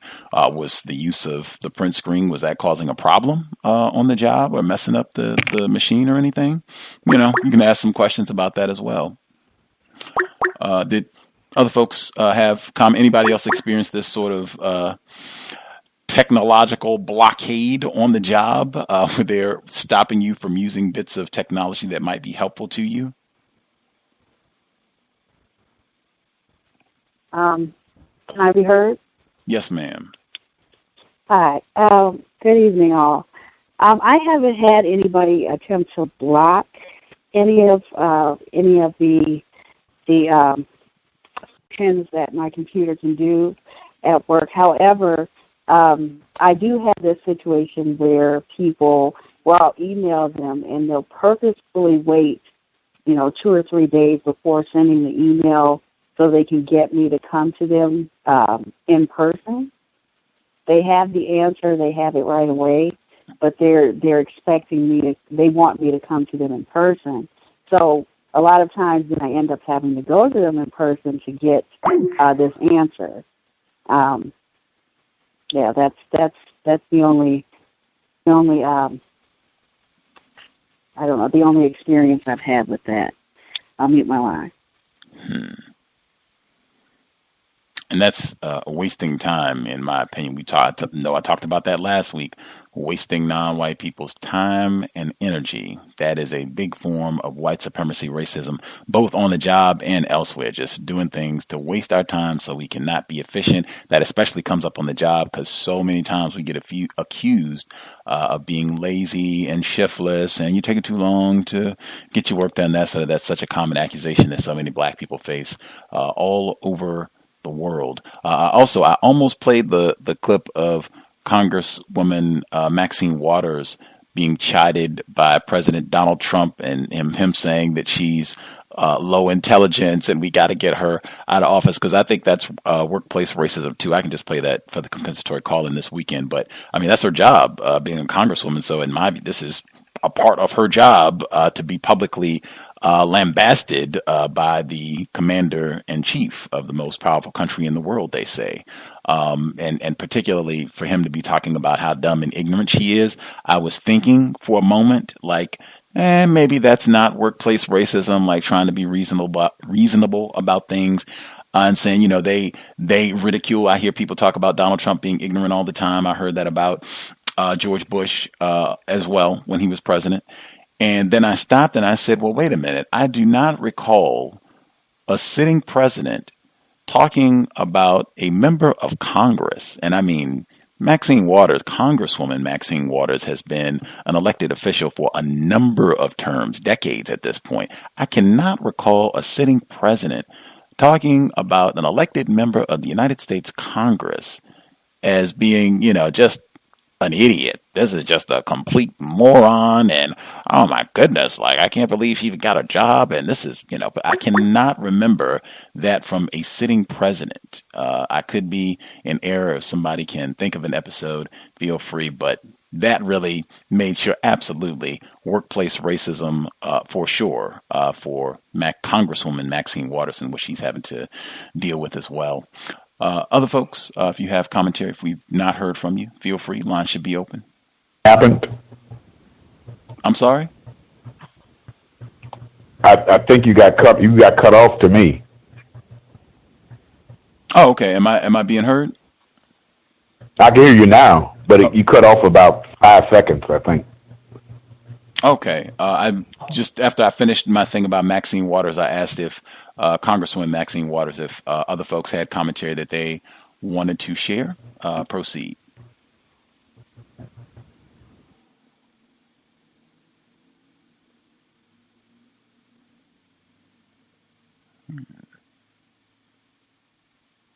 Can we give advice to the two things that you just said, Gus? Oh, for sure. I'm sure they would appreciate that.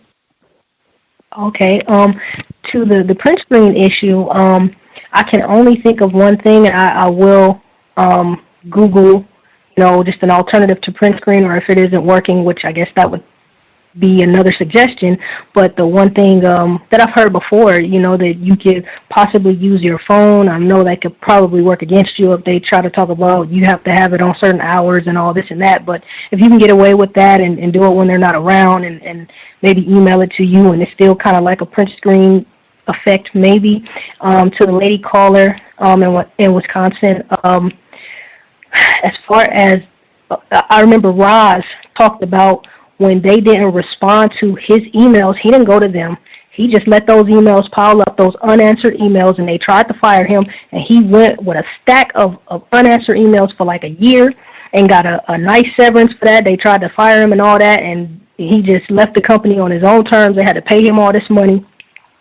And if that's not, I guess, an option for her, maybe she could go to them in person and record it with like a hidden recorder.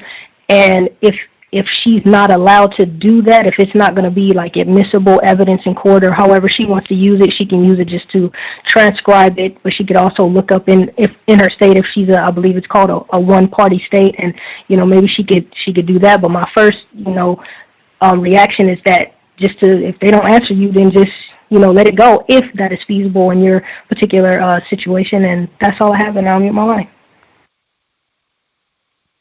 Appreciate that. Any other suggestions for our caller who wrote in, or if we have any folks who have their own situation, especially if we have any folks who have not shared, you should definitely speak up as well. Gus, I just wanted to address HV and then also to address the person who wrote in. Thank you for that, HV. I do actually have a recorder, and I started employing it every time I'm in one of those situations, so I get all the conversations that I'm having with them. And as far as the female caller who wrote in, there is an app that ships with Microsoft Windows called Snipping Tool, and that is directly available. She could just search for that in her programs, and she can use that to take screenshots. I use either print screen or the snipping tool, and they're both equally effective. So if she wants to use that, they may not have disabled that yet, but I would look on my machine first to see if that's there. You're welcome, and that is incredible. I'll mute my line. Sharing constructive information. Bravo.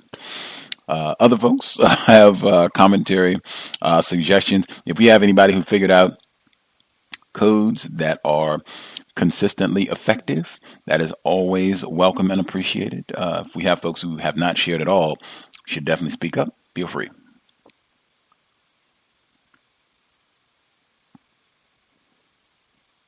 Gus. Oh, Stacy in the UK ringing us. Let's see.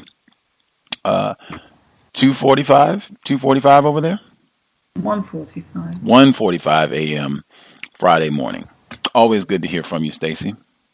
Hello to you and to the rest of the call. I didn't actually hear a lot of the previous discussion, just the tail end. So in terms of the caller or the person who wrote in about emails, and as I said, I'm not sure of all the detail, but in the first thing, any manager that's telling you not to email, I would quite frankly ignore it. Not least because it's happened to me several times that managers have said to me, stop emailing, and at the same time they're emailing me. So they're obviously correcting a record at their end. I've just continued regardless. And those emails are really important. As I said, I'm not sure of the particular issue, but I've shared in the past where in the organisation that I've worked for, sometimes things escalate to the point where they get investigated. And I was working on one particular project that it ended up that the police were involved. And it involved lots of members of staff and affected lots of projects and got a lot of external scrutiny, including things hitting the media.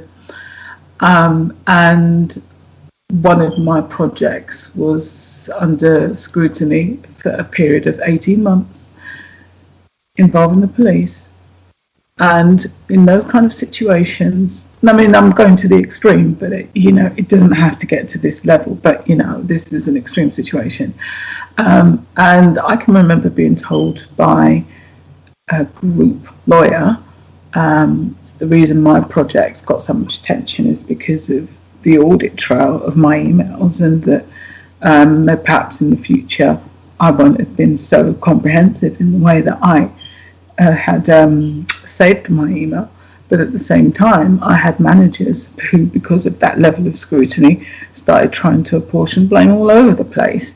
And in fact, it ended up that there were no prosecutions or anything like that. This was a lot of other stuff just being exaggerated. But that's how far that things can go. And when you've got managers who will then try and cover their backs, having your emails can save your life and your liberty.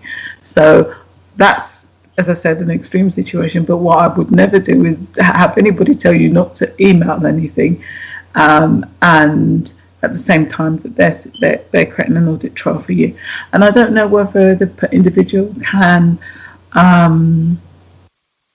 log in remotely, because for some organisations you can log in remotely. So if it is the case that they've disabled certain functions, then I would just log in remotely and just take pictures of your emails, things like that. There's more than one solution. I think that would be more difficult to do that if you're in an office and you cannot log in remotely, but that may be one solution.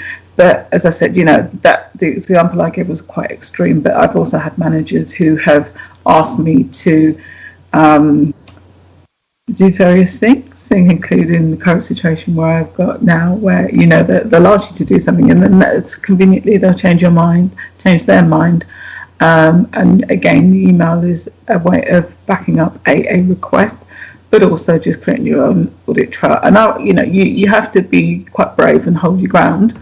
I've not had anybody stand over me and shout, but obviously, a manager telling you not to send an email is still quite intimidating, but I would ignore it. I wouldn't necessarily create a fuss, but I would still send those emails regardless. But I'll mute my line there, Gus. Hang on 1 second there, Stacy. I'm so glad we were able to get you on the line. Two things. Number one, my math is not bad. There is generally an 8-hour time difference between Seattle, Washington, where I am, and England, where Stacy is. However, for a brief period, twice a year, daylight savings time. They have daylight savings time in the UK, but they do it later. So for that brief period, it is no longer an 8-hour time difference. It is a 7-hour time difference. That's why I made the error with my math at the beginning. The second thing, we had a female caller who I think is still with us. She chimed in earlier and she was telling us that on her job, a white man hired a black male to be her supervisor, like immediate supervisor. And he's very abusive verbally. And it got to the point where he was shouting, name calling, and he passed her in the hallway and bumped her aggressively, gave her a really hard shoulder enough that it knocked her backwards.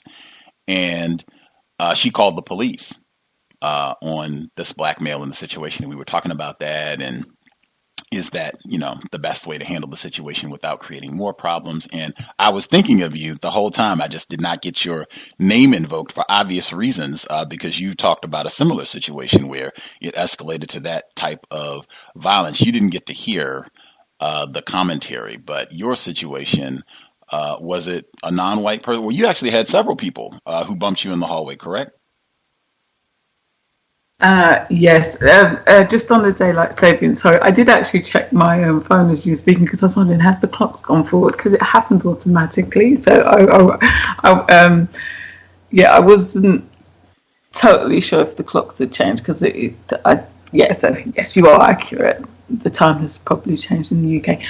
In terms of the situation, yes, it was more than one person. One of them was suspected racist white director. In fact, no, she's not suspected, because she has been previously found guilty of being racist on the job, but that's another matter. And a non-white black female. And in both instances, it was on more than one occasion. I didn't call the police on the premises. I did have a little bit of the conversations that's being had. I wouldn't. I understand the reservation when it does involve a non-white member of staff, because even in this situation, it really, whether you report it to the police or not, it is very difficult, and it really did play with my emotions, particularly where it's the non-white female, because it is a younger person as well. But nonetheless, when people do things to that extreme, you have to respond and deal with it, particularly as they don't seem to have any boundaries about their behaviour. Many years ago in another job, there was a black male who, I don't know, he was going through some kind of personal issue, I think. Certainly on the job, the directors and other people involved in management were undermining him to the extent that I think it was getting to him mentally. And sometimes it's easier to take things out on your black colleagues than it is actually the racist suspects. But I mean, he seemed to be acting out in a number of ways, and I kind of understood why. But we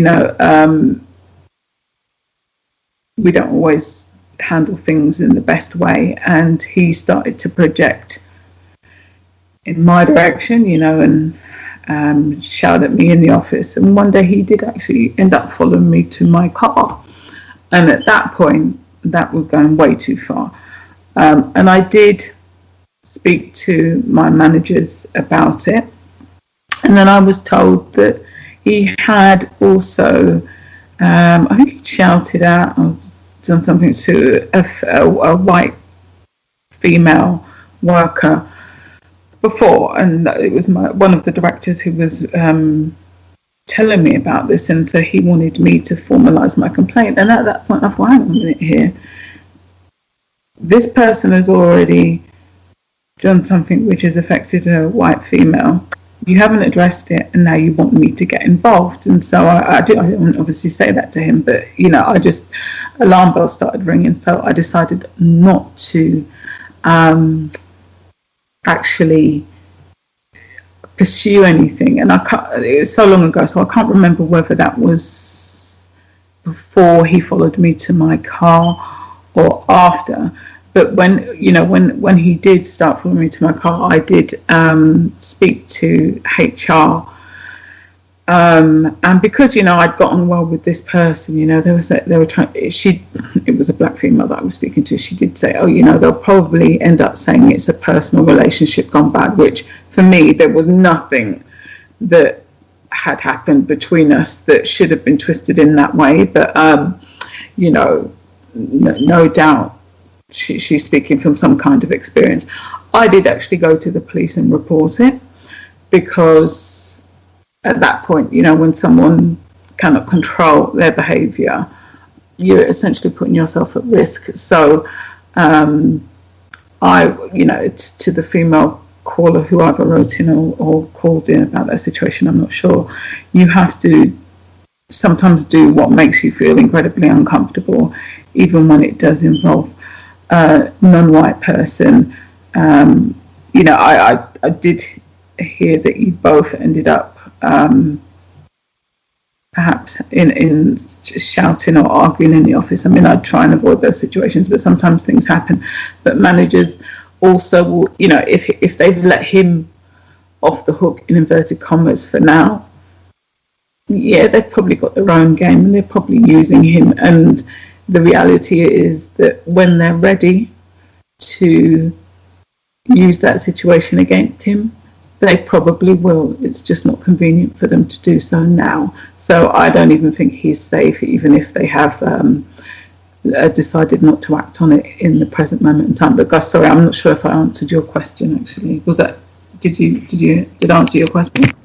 Absolutely, and since it's not the compensatory call-in with a in my metaphor. Oh no, you're going to invoke one myself with a brilliant cherry on top at the end, because I think that's super important, that the victim of white supremacy that's being used for the female call, and this is not to excuse his misconduct at all, but it's just that race soldier. We talked about this timing.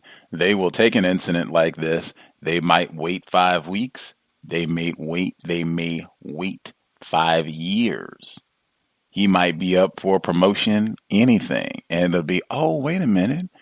We got this incident from a few years back where says you assaulted a coworker. Is that right? Wow, I don't know. Gonna have to think about it. Have seen that happen a lot in the system of racism, white supremacy, where he also can be reminded very quickly, yes, you too are a nigger, and we just used you to mistreat another nigger. That's how we operate the plantation. Brilliant, Stacy in the UK. Other folks have commentary that they wanted to share. If we've not heard from you at all, you should definitely speak up.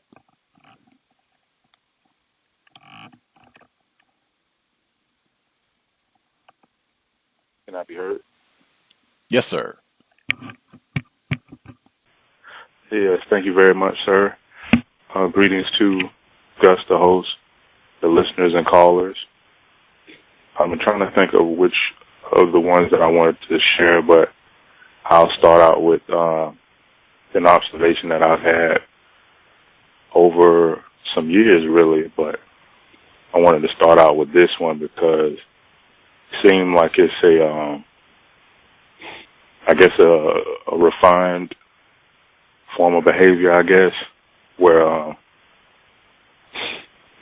I've noticed the white men engaging in forced, like, artificial emotion.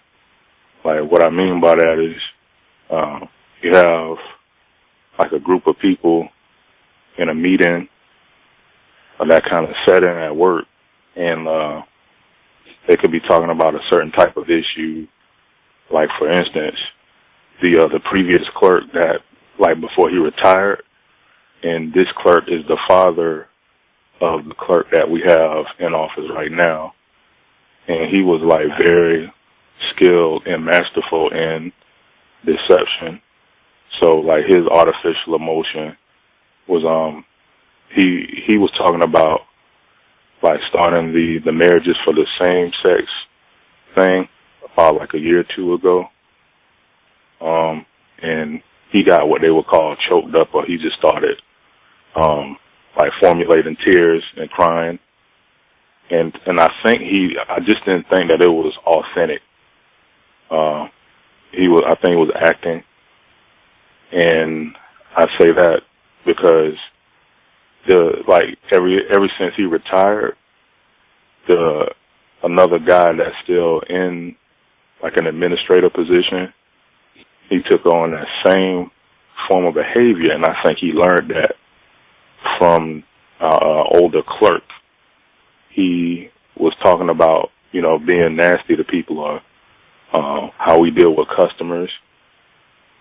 And I thought it was a major contradiction because I haven't shared this other thing because he was talking about being nasty. So you just never know what people are going through. And, somebody might have cancer. And, he started to have inflections in his voice. Made it seem like his voice was crackling up, like he was about to start crying or whatever. And I never seen the white women do this. They would be more like solid or very emotionless in their presentation. But there are times when the white men, they will be crying at times.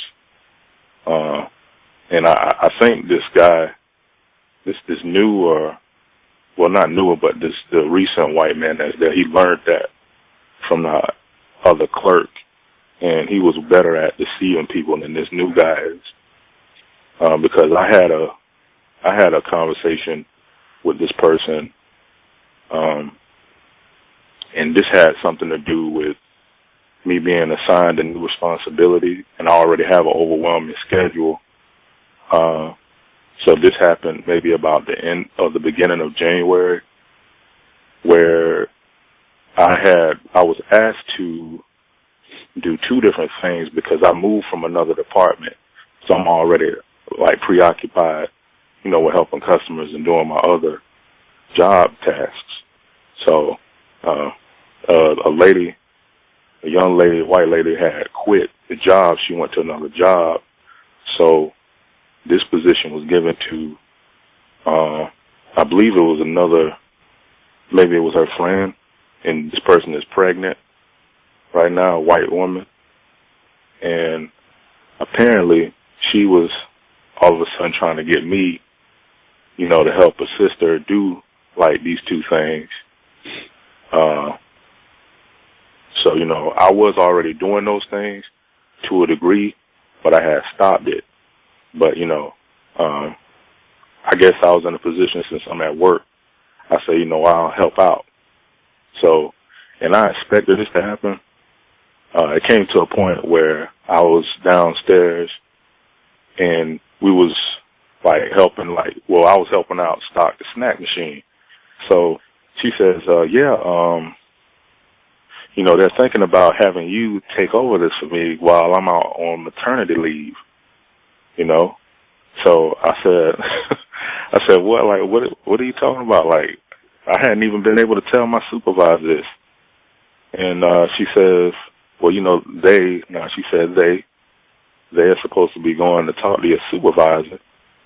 So, like, the boss lady, she was off that day, a white woman. She was off that day. So immediately, I said, I have to talk to my supervisor about this. So the next day, I go and talk to her. And I sent the email now, like that documentation thing. I sent the email and I said, I would like to talk to you about an added job responsibility. So, we were talking, and it seemed like she was completely unaware of this. Like, they haven't come to tell me anything. So I'm like, you got to be kidding me. And, I didn't say that necessarily, but, I'm just telling her what happened up to this point. And I'm like, they're trying to get me to do two different things. And one of the things that stood out was this girl told me that, they, once again, she used the word they said that I could use you as much as I can, I guess, while I'm pregnant. And I used the term objectification when I was talking to my boss lady. And like the look on her face, I didn't think she knew that I could articulate myself like this.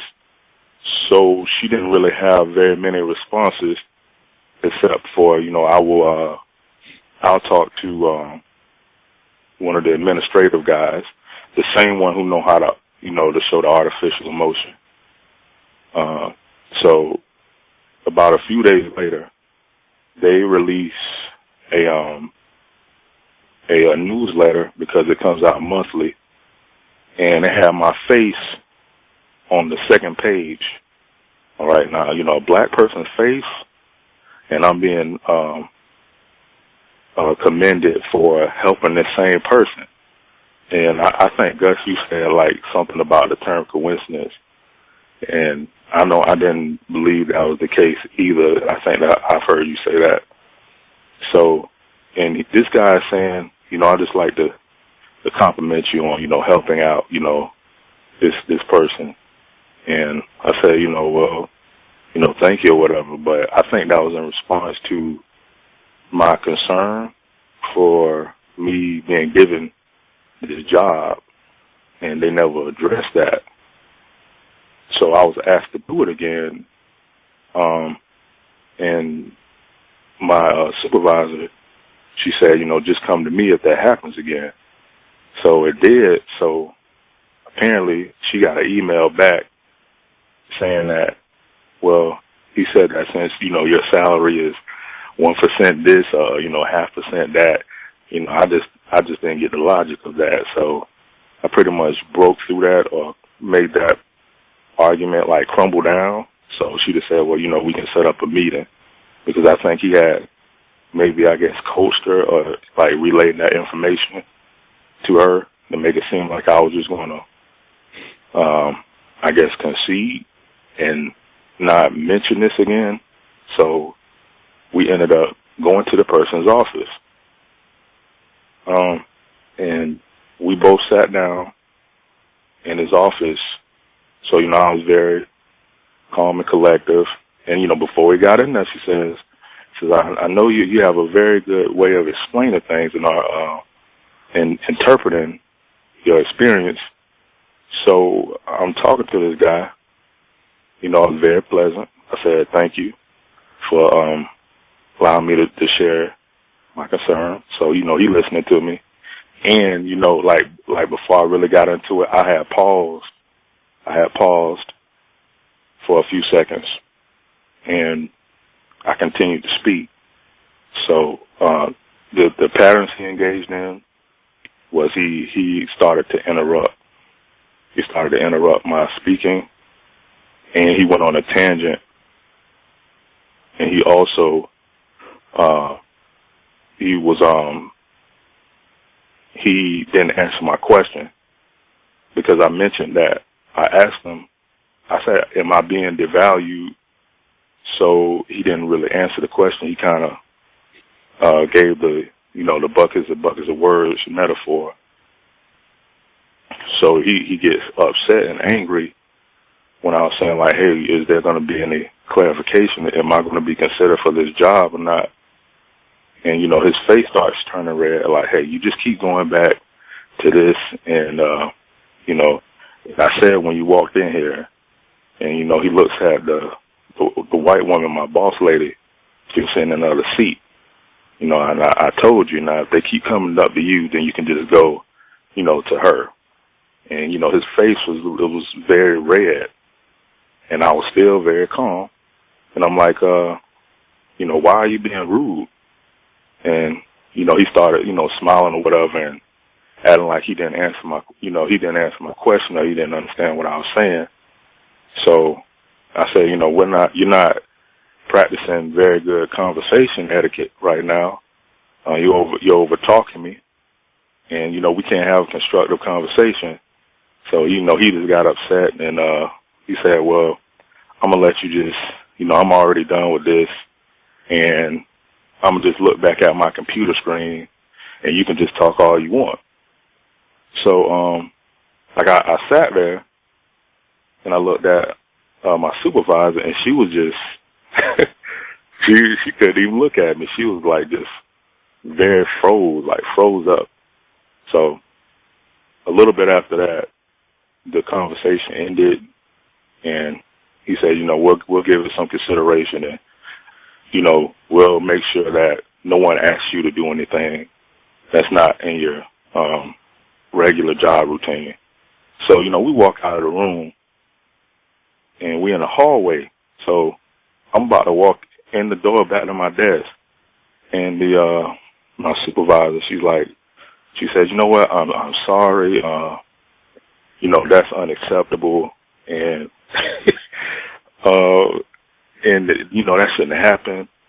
I told her, I said I expect that kind of behavior, from him, or when I come here, and she was just like I don't understand, and I've never heard him speak to anyone in that manner.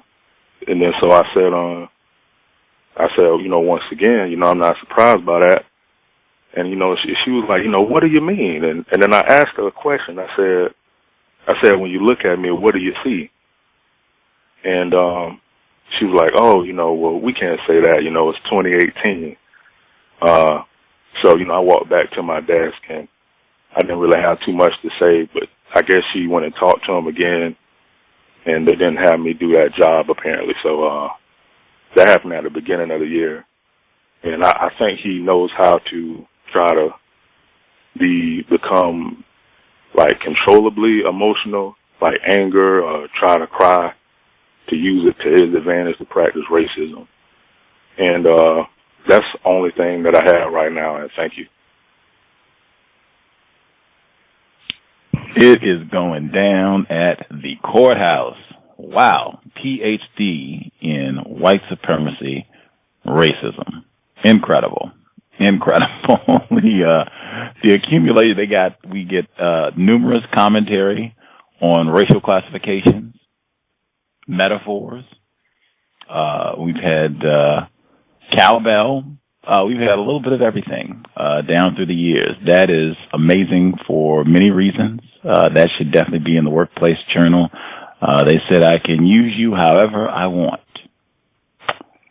Wow. Coming from a pregnant white woman, no less. Wow. I thought it was so important taking a pause when you were going to respond to the race soldiers, when you, particularly if it's a contentious exchange. I've said a lot of times when we talk about, keeping emotional regulation, particularly in the workplace, it can be a great tool to just take 3, 4, 5 seconds to just compose yourself. You can take a few breaths. You can think about what you want to say. Whatever you want to do, you can do your chants. I know we had a different caller in New York where she said she would just invoke the name of Dr. Frances Cress Wells, and you could say her name in your head, or if you have ancestors, your own people that you revere, think well of, you could say their name, whatever it is, but you could just take a few seconds to just calm yourself and then present, especially if they've been nasty and rude and over-talking you. Just birds chirp, dogs bark, white people being nasty and rude, discourteous. You know what it is.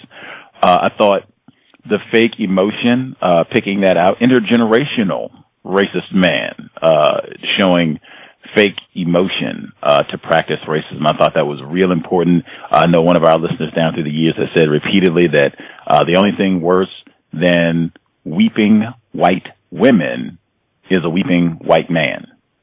And to come and do the crackling voice, and I mean, wow, that is some revolting nonsense to have to sit through. But I agree. I think whites are very skillful, white men and white women, and the range of emotion, not just the crying, being angry, frustrated, whatever it is. I think that is a part of being a master deceiver. Also, just looking for patterns even within the conversation where you said, that he was over-talking you and you felt like pretending to be upset in the exchange, not answering your question, going on tangents, buckets of words, just picking out the regular things that they do within the whole exchange. That I was even thinking your immediate supervisor, white woman. I was even thinking for her during this whole exchange. That right there is a massive act of racism in my part, because I'm sure they're all in cahoots, chatting, when you're not present and the whole nine. I could be wrong. You can set me straight if, you don't think that's the case. But these folks, I suspect, are in cahoots, have had a word, an exchange. If she really thought that his behavior was, unacceptable and something needs to be said, or I need to at least make it known that this is not acceptable, as opposed to just standing there and not having eye contact. I mean, come on, man. Come on. You can do. White people can do way better than her conduct during and after that whole tacky exchange. Doesn't get any better than tacky and terroristic. And then I thought it was especially tacky when he says, well, I'm just going to look at my computer screen. I'm just going to let you talk, when it was you just asked a question that he refused to answer. It's not like you were there on a soapbox to give a tirade about what was happening and them objectifying you. You asked a question that he refused to answer. I'm just trying to get clarification about getting all these extra duties and, what's happening here. I don't have a speech to give. Just trying to get clarification, information. That's all. And the extra duties thing, that is another major pattern we've talked about with non-white people. For whatever reason, whatever the justification, pregnant white woman or, Christmas time is coming, where a non-white person starts out, maybe you have 3 duties. That's what you were hired for. And then 8 months later, you have 20 duties. You're still making the same amount of money, but now you got all this extra stuff to do. And then they still come around and fuss at you about not getting things done on time and being shiftless and all of that. You really got to be mindful, alert about that sort of thing, where they just add on. Documentation can be very important. Asking questions, great, always great, big time advocate of asking questions. And even if they don't answer your question, document, and you might even want to continue asking. In fact, I would recommend keep asking, even if they don't answer, keep asking, and that is a response when they don't answer. Wow, just that is so much. And the tackiness of the newsletter, I totally forgot. There was so much to take in. Absolutely no coincidences. To go and report, and then for them to be that I'm reporting that I'm being objectified, and oh my goodness, like this Negro, and he's all this. You go and express these concerns about being mistreated. I'm being mistreated here with this pregnant white woman is saying that she can use me however she wants for this time period, and I'm going to get these extra duties while she's on maternity leave. You go and report these concerns, and then your picture is in the newsletter. We just want to give a hearty here for the hard work that he's done. And come on. That is as tacky as, and I think at some level, the system of white supremacy, I think that they believe or hope that enough black people have been so brain trashed, we're so starved for white validation that would be enough to appease you. Like, oh, okay, we'll put his picture in the thing and that'll be that. We'll come in, everybody will give him a good pat on the back and, that'll squash all this. Come on. It does not get any better than tacky. I would have, did you keep a copy of the newsletter? Yes, sir. I'll have to send you what it looks like. I'll send you the document. You'll see my picture on the second page. Okay, and to add more context to it, and this was just 2 months ago. Now it's this guy and the warden, the white woman. Now at least 2 or 3 weeks after that, I started seeing them do a lot more work that I would usually be doing.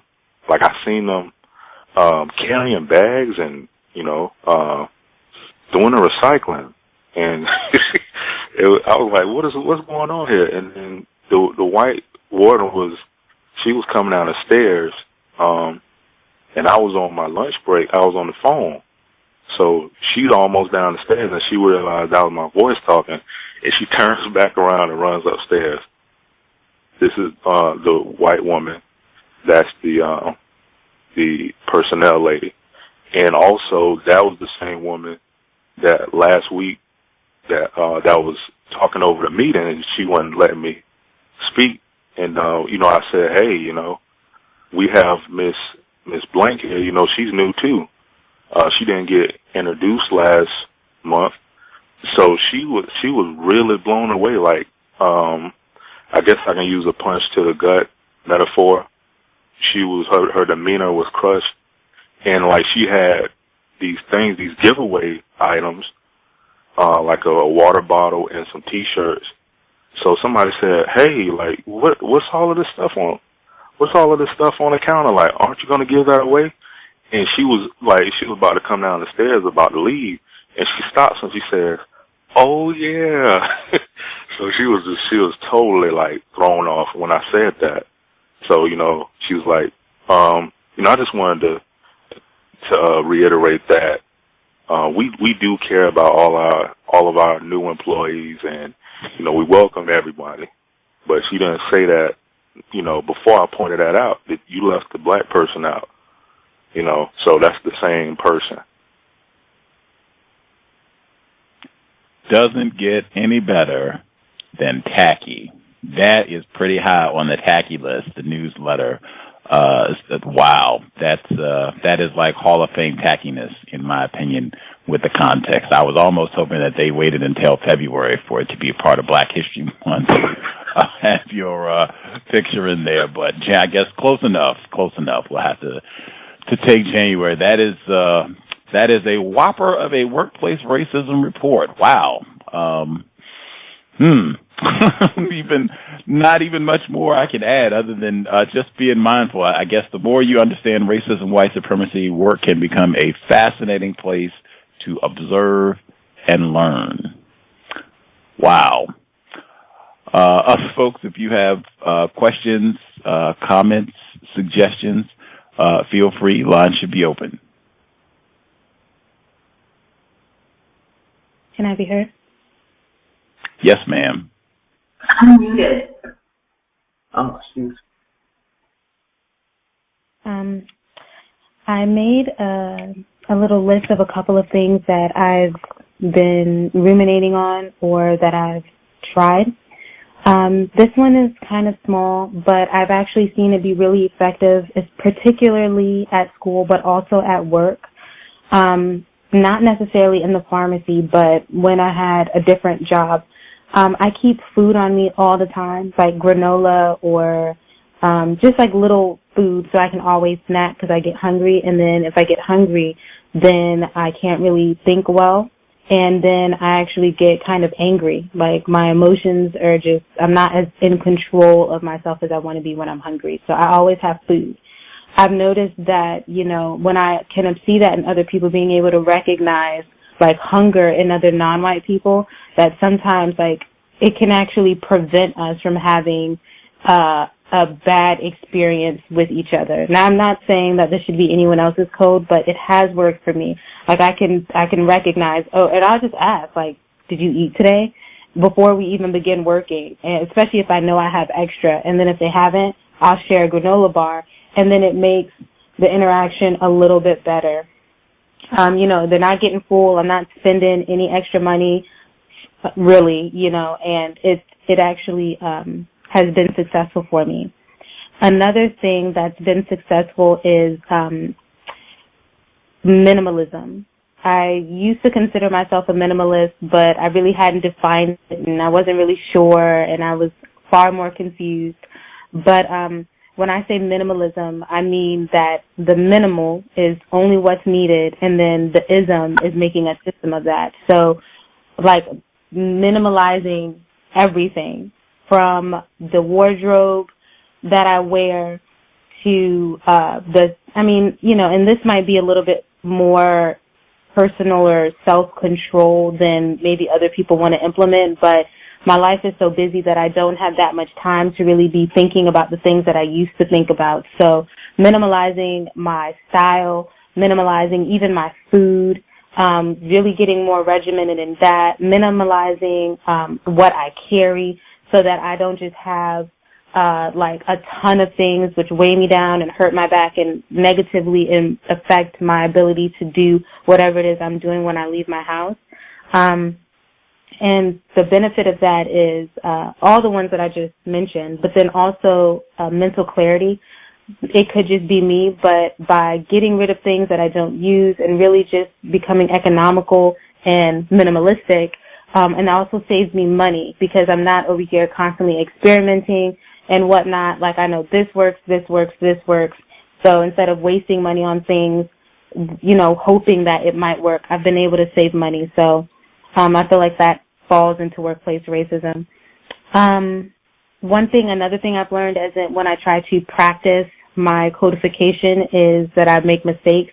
I've talked about a lot of my mistakes, and one of those mistakes is even being hard on myself when I make mistakes. So I've begun to develop an internal code self-talk, and that's just a codified way, including responses to talking to myself, pretty much. So codifying, reprogramming and codifying my self-talk is what I'm saying. So 3 ones that have worked for me is Dr. Welsing said this one, when you notice a behavior pattern or something, you can say, this is interesting. I didn't know that before. And so, if I have a thought that maybe I'm uncomfortable with or that I know is not in alignment with who I say I am or what I want to do, this is interesting. And then it removes the judgment. I did not know before. That's the second one. And this last one is, it is okay. And those help. So, it's applicable in the workplace because not oftentimes, but I still do make mistakes in practicing my codification, whether I'm at work or whether I'm at school. And I might do something that I would feel guilty or shameful about because I'm like, here I go again, doing that pattern of behavior, or here I go again, making white people feel safe or comfortable with me or something like that, and then I'll feel bad. But instead of doing that, this is interesting, and it's okay. So for children, I was thinking about things as a child, my mother is extremely economical with time, and so she kind of passed that on to me. And we don't really talk about children a lot, and I don't have them, but I very much remember being a child. And so there are workbooks and stuff, and that's before iPads. Sometimes setting out time in the day for them to just get in the habit of having a routine of doing work that's outside of school could be helpful. And as punishment, sometimes I would get whoopings and stuff, I did, but I'd also have to write. So if anyone was looking for ways of, there you go. Let me see. Oh, this one is important, I think, at the workplace because we were talking about reasons why we might not enforce our codification. And so I've been thinking of, I kept thinking about it. And one part I think is exposure. The things that, and since our codification isn't on a really nice beat that's a song that just plays in our head all the time, it's easy to even forget the code. So then, how can we, resituate our minds, reprogram our minds, really call upon that neuroplasticity to develop those new pathways? One, it could be there are certain broadcasts, even on the cows or Welsing lectures or even Mr. Fuller lectures that I've listened to way more than once. I took one and I just would keep listening to it. I even got to the point where I knew exactly what he was going to say, when he was going to say it, because I had listened to it that much. But it helped me to really internalize what was being said so that now I can call upon it much easier. The second one, I haven't had an opportunity to do because of my time, but I made a list of certain codes that I'm trying to implement now on my phone under list. What I want to do when I get the time is make note cards. So, that might not be everyone's kind of thing, but the thing is I'm a huge fan of note-taking and note cards. So if you write the situation on one side and then your codified response, if you get a little bit of time or you just want to, do something constructive with your time, you can have those to practice your code. Let me see. This one is, I was thinking about if it belonged here or really on a compensatory call, but I like drinking. Not getting drunk all the time, but I love wine. I was someone who could drink wine every night. As a matter of fact, I did drink wine every night, especially after work or a long day. Like, half a bottle was not an issue. I wasn't drunk, but I love wine. But I stopped drinking, like, haven't had any, like, nothing. I've been completely sober for, I don't know, like 2 months, almost all of 2018. I think I had some drinks maybe on the 1st or so, and, like, that was it. It sucked at first and still sometimes does. Like, especially when I'm stressed, I really would like a glass of wine, but I'm not, just to see what happens. It's an experiment. One thing I've noticed is I'm totally, like, not totally, but far more mentally clear.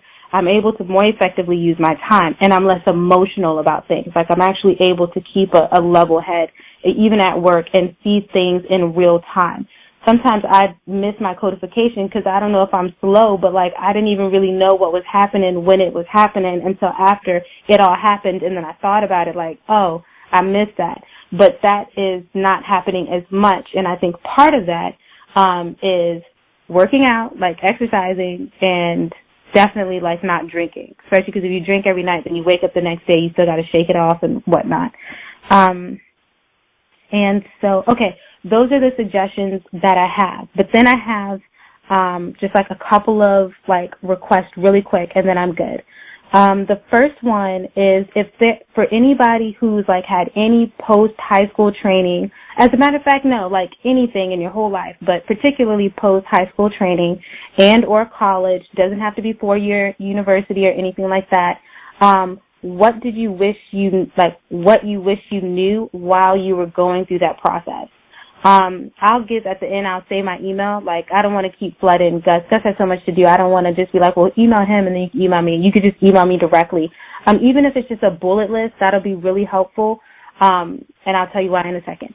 Then the second one is suggestions for, like, environments, situations, and opportunities, like, in this thing, like, while you were in your post-high school training or college or whatever, that, you know, were ones that were a little bit more difficult to navigate in terms of environments or situations that you didn't foresee, but in retrospect you've been thinking about, or opportunities that were there that maybe you didn't take advantage of, or that were there and you did take advantage of, and how you would like to maximize that opportunity. And then I know there are a couple of, like, youth who listen into the cows, or their parents might. If you have children who are going into either, you know, training programs or school, post-high school or whatnot, what do they want to know about what's coming? Like, what questions do they have that are not necessarily questions that they would ask an advisor, but say someone either still in there or who had been there, which would be me, like I was there for undergrad and then I'm there now, those types of things, like questions that I have, like situations that they can just kind of think about now, even though they're not in and may not know.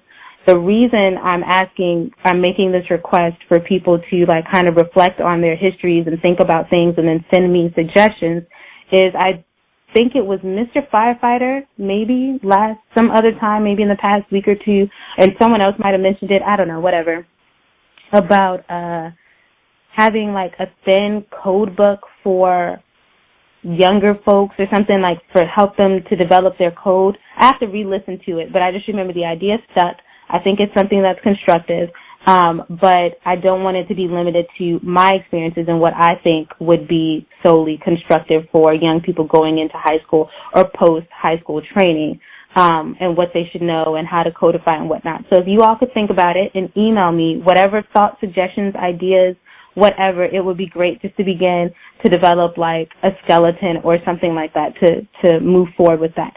So anyway, thank you all for listening, and the email, that way we're not bothering Gus with any of it, is it's 360.2.pi@gmail.com. So that's 360.too.pi@gmail.com. So, all right, with that being said, I thank you all for listening. Amen. For not having to bother Gus T. Woo. Great questions, great research project. I'm sure people will respond and give a hoot. Mine, quickly, the study abroad program. Wish I had done that. I definitely try to encourage any black people that I'm around, younger black people, to get your passport, like, right now. You never know what racists might do. They might make it more difficult to obtain. It could become, $10,000 to get a passport or anything. It's great to have. Go ahead and get it, and then take advantage. Study abroad if you should happen to be in a college, university setting. Other folks, anybody that we missed completely? Caller who dialed in on the vote line, I believe. Did you have commentary? Yes, sir. Thank you.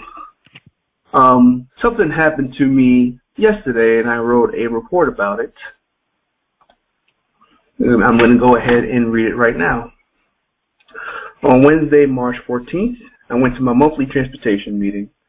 The main focus of the meeting was a bike trail going through a low-income neighborhood. During the meeting, three presenters spoke. The first was a retired cycle advocate who rides around in biking spandex. His presentation focused on what good the trails has done in low-income neighborhoods. The second presenter was the CEO of a transportation technology company who rides his bike everywhere. As dangerous as the streets can be, he manages. His presentation focused on how bike infrastructure interacts with mass transit. The third presenter is the director of county recreation, and his presentation focused on expanding the trails throughout the county. While the first presenter spoke, the thing that caught my attention was the emphasis on low-income neighborhoods, and he shared a statistic that said the neighborhood has 33% poverty. While presenter one was speaking, he made several points about what good things that will happen because of the trails. This includes giving direct access for the kids in the low-income neighborhood, a direct route to the neighborhood school. Another was a bike program that put neighborhood kids on bikes that they could ride along the trail. I'm not sure if the program gives the kids bikes to own, so much as they are allowed to use the bikes to ride the trail. He also talked about the neighborhood being a food desert. The first presentation culminated in him showing a video of black children from the low-income neighborhood talking about how great the trail has been for them, and a video of them riding bikes through the trail. By the time the presentation was over, I had a question. How does running a bike trail through a low-income neighborhood reduce poverty? Cue the excuses, distractions, and watch them form like Voltron. I addressed my question specifically to the first presenter. He responded by saying, if you give them safe connectivity, you give them opportunities so that they can get to jobs at the mall that is nowhere near the trail. He also said it's a subjective thought to say that giving low-income people active transportation options will get them to places of employment. After about a minute, other people started chiming in. One person who worked at the community college where the meeting was being held, where he helps people to find jobs, talked about how people from these neighborhoods have records and criminal background issues and don't have cars, so getting them a bike helps them get to work.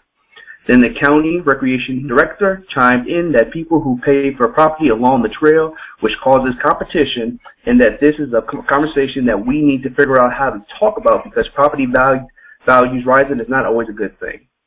Another person talked about attracting businesses to the area so the people would have jobs. After hearing all the excuses, I reiterated my original question, saying that none of the answers addressed my original question. Another person who's the media specialist for the mass transit provider questioned my original question, saying that the first presenter never claimed it would reduce poverty, for which I say, then why bring up the subject of poverty at all? It's worth mentioning that she is correct. The first presenter didn't posit that the trail would help reduce poverty, but his presentation suggested it would. Then the first presenter responded that those are good questions and things we need to measure, learn and understand, and a commitment that he will be writing that into the grants that they're writing to get for money to build the trail. Then the city councilman, with all his rhetorical ethics, chimes in saying that gentrification is a huge problem. He also commented on another neighborhood where the trail reached and pushed out all the poor people. He reiterated that I had a valid question. The county recreation director closes out the conversation by saying that they are not studying the trail and its effects on that level, referring to gentrification and poverty. Then he hits with his final distraction and lists the name of a former county employee who identifies as a Hispanic, who made him aware that Hispanics are not likely to use the trail because Hispanics don't like interacting with the government and that most trail users are affluent whites. The neighborhood this trail would run through is mostly Hispanic, but again, they are not studying this at an academic level. he said that from his agency, they work to reach out to these communities, but faith-based communities, organizations are better at reaching out. I recorded my questioning and the responses in case someone comes back and tries to say I was being rude. The next day, which is today, I got an email from the second presenter. I admit I was taken aback by the email. He emailed me to corroborate my analysis of the situation. He said, inclusion of poverty rates is self-congratulatory at best and intentionally deceptive or a dog whistle at worst. You definitely said that. You didn't say that part. Personally, I think it is a logical next point. Before I responded, I asked my manager. My manager said that it's okay to respond. Just make sure to say that your response is not representative of the employer. After I responded, he responded with another interesting email saying, personally, it has been a hard realization that advocating for trails and bike lanes has very real negative effects on those that often have an unrepresented voice. I'm learning the full cycle of city revitalization and how increased home values are only good for a selective few. I see the businesses opening and how they are implicitly or sometimes explicitly not made for the people that currently live there. I see the system in place and I see how I benefit and participate in them, actively and passively. Then he asked if I had solutions for which I said I do not know. And that is the end of my story. I do have two questions for you, Gus. I believe recently, because of the whole flood situation, you changed your address. I emailed you about it, but I guess you're just really busy. You haven't had a chance to get back to me about that. And then I also emailed you about potentially interviewing another person about a book that recently came out, Bike Lanes Are White Lanes, Bicycle Advocacy and Urban Planning by a woman named Melody L. Hoffman. Have you been able to get back to her? And I will mute my line. That Hoffman chick is so tacky. I remember that exchange. I think that might have been before the flood or somewhere around there. Anyway, did you reach out to her? I think you heard on another program to see if she'd be interested to do an interview. Really? She was tacky? You didn't make me aware of that. The last person I suggested to you was another man named Chuck Marone, who simply stopped responding. Oh, okay. He never contacted me, but Hoffman, when I wrote her, this is a suspected race soldier. She wrote this book about basically what he was just sharing on his workplace situation, how white people, they know this, like the high level, architectural engineers and people that do planning of streets and bike trails and parks and all that sort of thing, that they know that these bike trails and what have you, this is not for black people. This is for the benefit of white people, which is what I was thinking the whole time. Like, them putting these trails here might mean the non-white people that are living in this area might be getting kicked out of there sometime soon. But at any rate, I wrote her, and she wrote back, and her first correspondence was, oh, sure, I'd be down to do an interview. Do you have any archives I can check out? What date are you looking at? I suggested dates, and I sent her a link to our Black Talk Radio Network page. And she was like, oh, man, this is, I read some of your reviews. Yeah, I don't know if this will be a good fit or not, and I wish you all the best. And in my view, just a standard white tackiness, because it was well, hey, this is an important issue.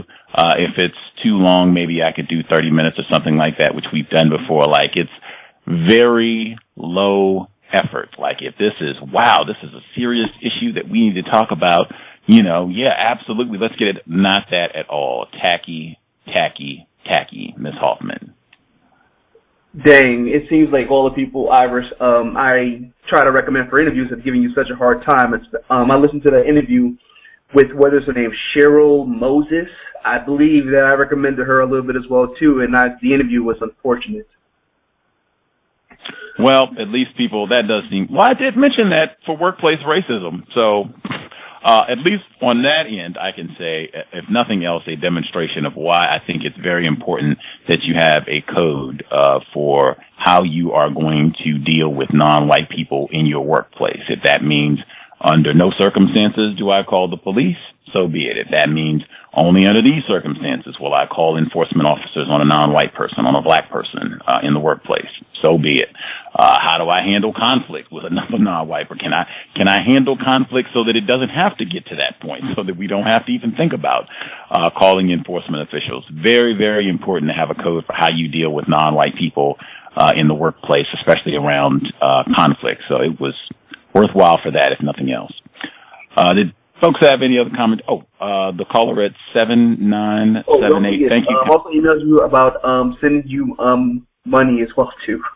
Oh yes, the address. I thought I'd respond to that. I guess I'll go back and just to the Hoffman email. I'll respond to that with the updated address.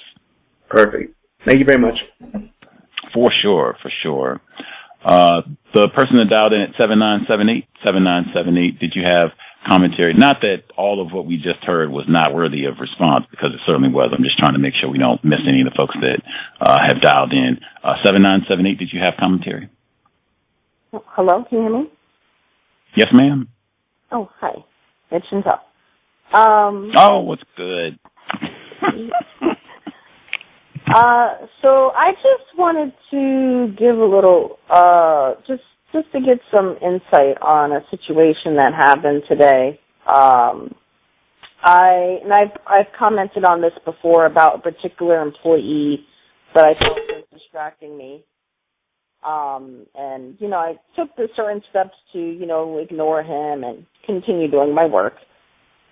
We now at my job have a director of technical services who is actually at this point overseeing our particular department. So she actually had a one-on-one meeting with me as well as my boss the other day, and she will also be having one with another white male tomorrow, which I'm not going to give his name. I had my one-on-one meeting with her today, and she just asked me, what are your aspirations? What are your goals? Is there anything you're concerned about that we need to look into? So, I told her, I'm looking to become, customer service manager. I talked to her my different priorities, like what do I do during a day? She asked, what do you think can also help you become better at your job? But I also did mention to her, she asked if there was any concerns, and I did mention to her that the previous job I used to work at was an environment where it wasn't really laid back, but the boss was on top of make sure everybody was doing what they were doing, but she was still relaxed in a way where she wasn't that strict. But everybody knew they had to make sure they get things done by the end of the day. There wasn't any open tickets. Everything was done. So I told her I'm fine with a relaxed environment, but what I don't like is working and being distracted.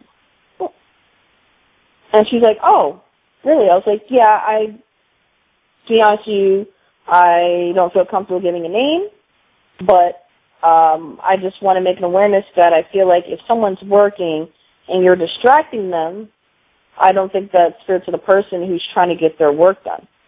And she's like, oh, okay, that's something we're going to have to look into. And she asked, do you feel comfortable giving the name? I was like, at this moment, no. Maybe I can give it to you later on, but at this moment, no.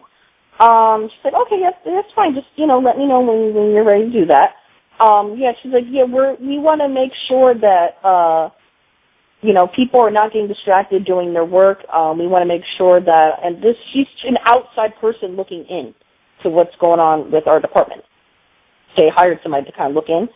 She's like, we want to make sure, and we want to also make sure that, we don't have one person, pulling their weight and you have other people who aren't doing their jobs. Yep, I agree.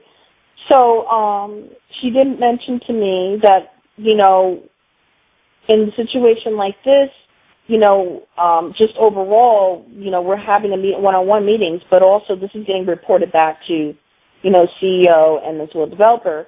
So we want to make sure people are doing their jobs. If we have to replace people, we will have to do that. Oh, that's what she said. So I was like, oh, okay.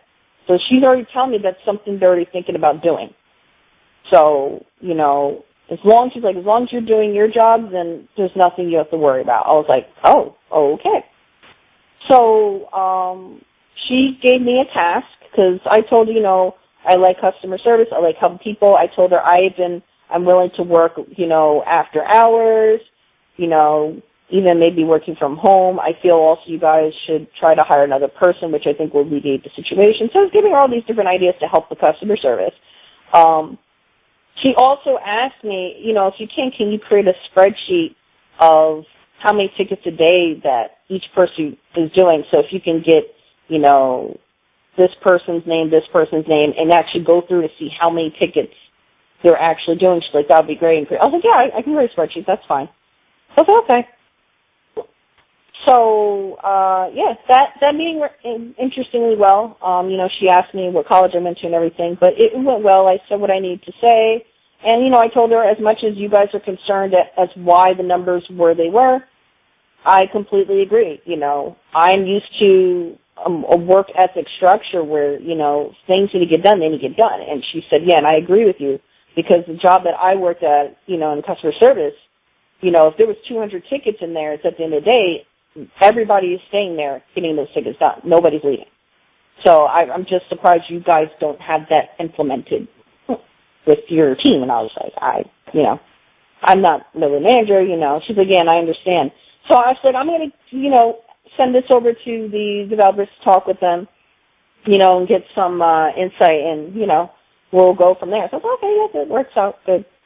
So I felt very, really happy I had that conversation with her. So I feel like that got off my chest. However, after that, I had a meeting with the two other white males who were in my department, because we have our daily huddle. They were acting a little strange. More so in a sense of wondering, what did Chantel talk about in that meeting? Now, they did not ask me directly what I said to her, but I felt like they were making some complaints about the developer in terms of how he wants the customer service department to be managed, and my boss was sitting there talking about him in hopes that I would get involved in that conversation, which I did not. And I actually was hosting the Daily Huddle meeting, and I was like, I would appreciate if we get back to what we're talking about. Okay. So I went back to the numbers, but he kept interrupting and going on little tangents about what the developer wants us to do and how he doesn't like it. And I was like, David, again, I would like to get back to what we're doing. And the other white male, it's like you can tell something was going on. Like they've already talked about, they were talking amongst each other about the developer. I was not trying to get involved in the gossip, So we finished the meeting. I left. And I found out from the Director of Technical Services that they will be shadowing every single person in that department as of next week. So she'll be sitting with me, I believe, Tuesday, and I think the other person and the other guy sometime next week to see what we're doing. Spectacular. So Why did you... I just had a question. Why did you not feel comfortable divulging the name of the white man, racist, who's been distracting you for like months, if not years at this, or at least a year at this point? And wait a minute, for important context, this white man has been verbally reprimanded on more than one occasion for distracting coworkers. Isn't that true? Yeah. Okay, so why did you not feel comfortable divulging the name of someone who has been reprimanded for this behavior repeatedly? I don't know. Something, I guess, I didn't feel right saying it, I guess, at that moment. I did make a mention to her that there are distractions, but I don't know. For some reason, at that very moment, I felt like for some reason, should have really not give a name for some reason. I don't know why. I felt like I need to let her know where there are distractions. So that way when she's aware and she's looking around, she can see. But I see what you're saying. It would make sense to say something, but I don't know. I just kind of wanted to make her aware that there's distractions, but it's like I feel like I didn't really want to be calling anybody out because it's just like, I don't know. Because I don't know if that would come back on me in some time. Even if I had a record or whatever I had, I don't know if that would come back on me in some way. So it was kind of like I was being strategic, letting her know there are distractions, but, not really, I don't know. I just feel comfortable at that very moment.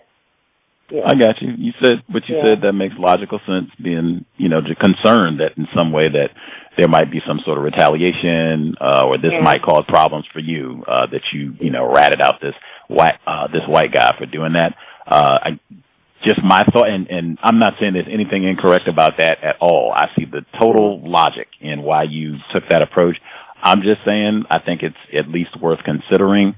This guy had been reprimanded twice, and I think when we talked about this before, this is one that I said I would have got that in writing, even if it was just sending an email to confirm that this conversation took place, that we had to take time out of company work hours to have a conversation about this person being annoying and disrupting other coworkers. I would want that on record, because that's what they do with black people. You show up late for a minute, and that's just not going to be, no, let's get to these written warning, put that in your file that you were late on such and such a day and you didn't do this and such a, same thing. Let's have this written down, and that it had to happen twice that they talked to this guy. I would have passed that information along, that this is not just me saying this.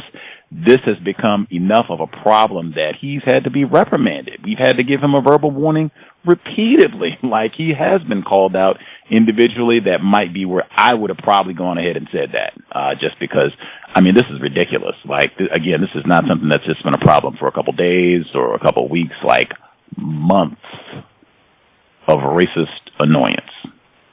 But I certainly understand the logic of why you followed through the way that you did, and the shadowing. If she's going to take this seriously, we're going to go around and shadow people, and we're serious. Great. I also think it's great. That's why I talk about the importance of being alert. That you noted that your white coworkers were not pleased about your private rendezvous and discussion, that they were annoyed, concerned about what was being said, that they were not aware of. And also, just a point of emphasis, I think, noting that white people have talked amongst themselves about things beforehand, where you were not present or where other non-white people were not present. That is very, very common, in my opinion. It is smart, it's intelligent, it's logical to think that this is happening all the time, all over the world in the system of white supremacy, that the whites on your job, they are, even the whites that seem like they don't get along and hate each other's guts, and maybe they actually do, but they will certainly network, particularly when it comes to maintaining white supremacy locally, nationally, globally. We are pretty much at the 3-hour mark. Do we have anybody who had something concise that they can get in 60 seconds or less? Take one person if they have something concise that they need to get in before we wrap.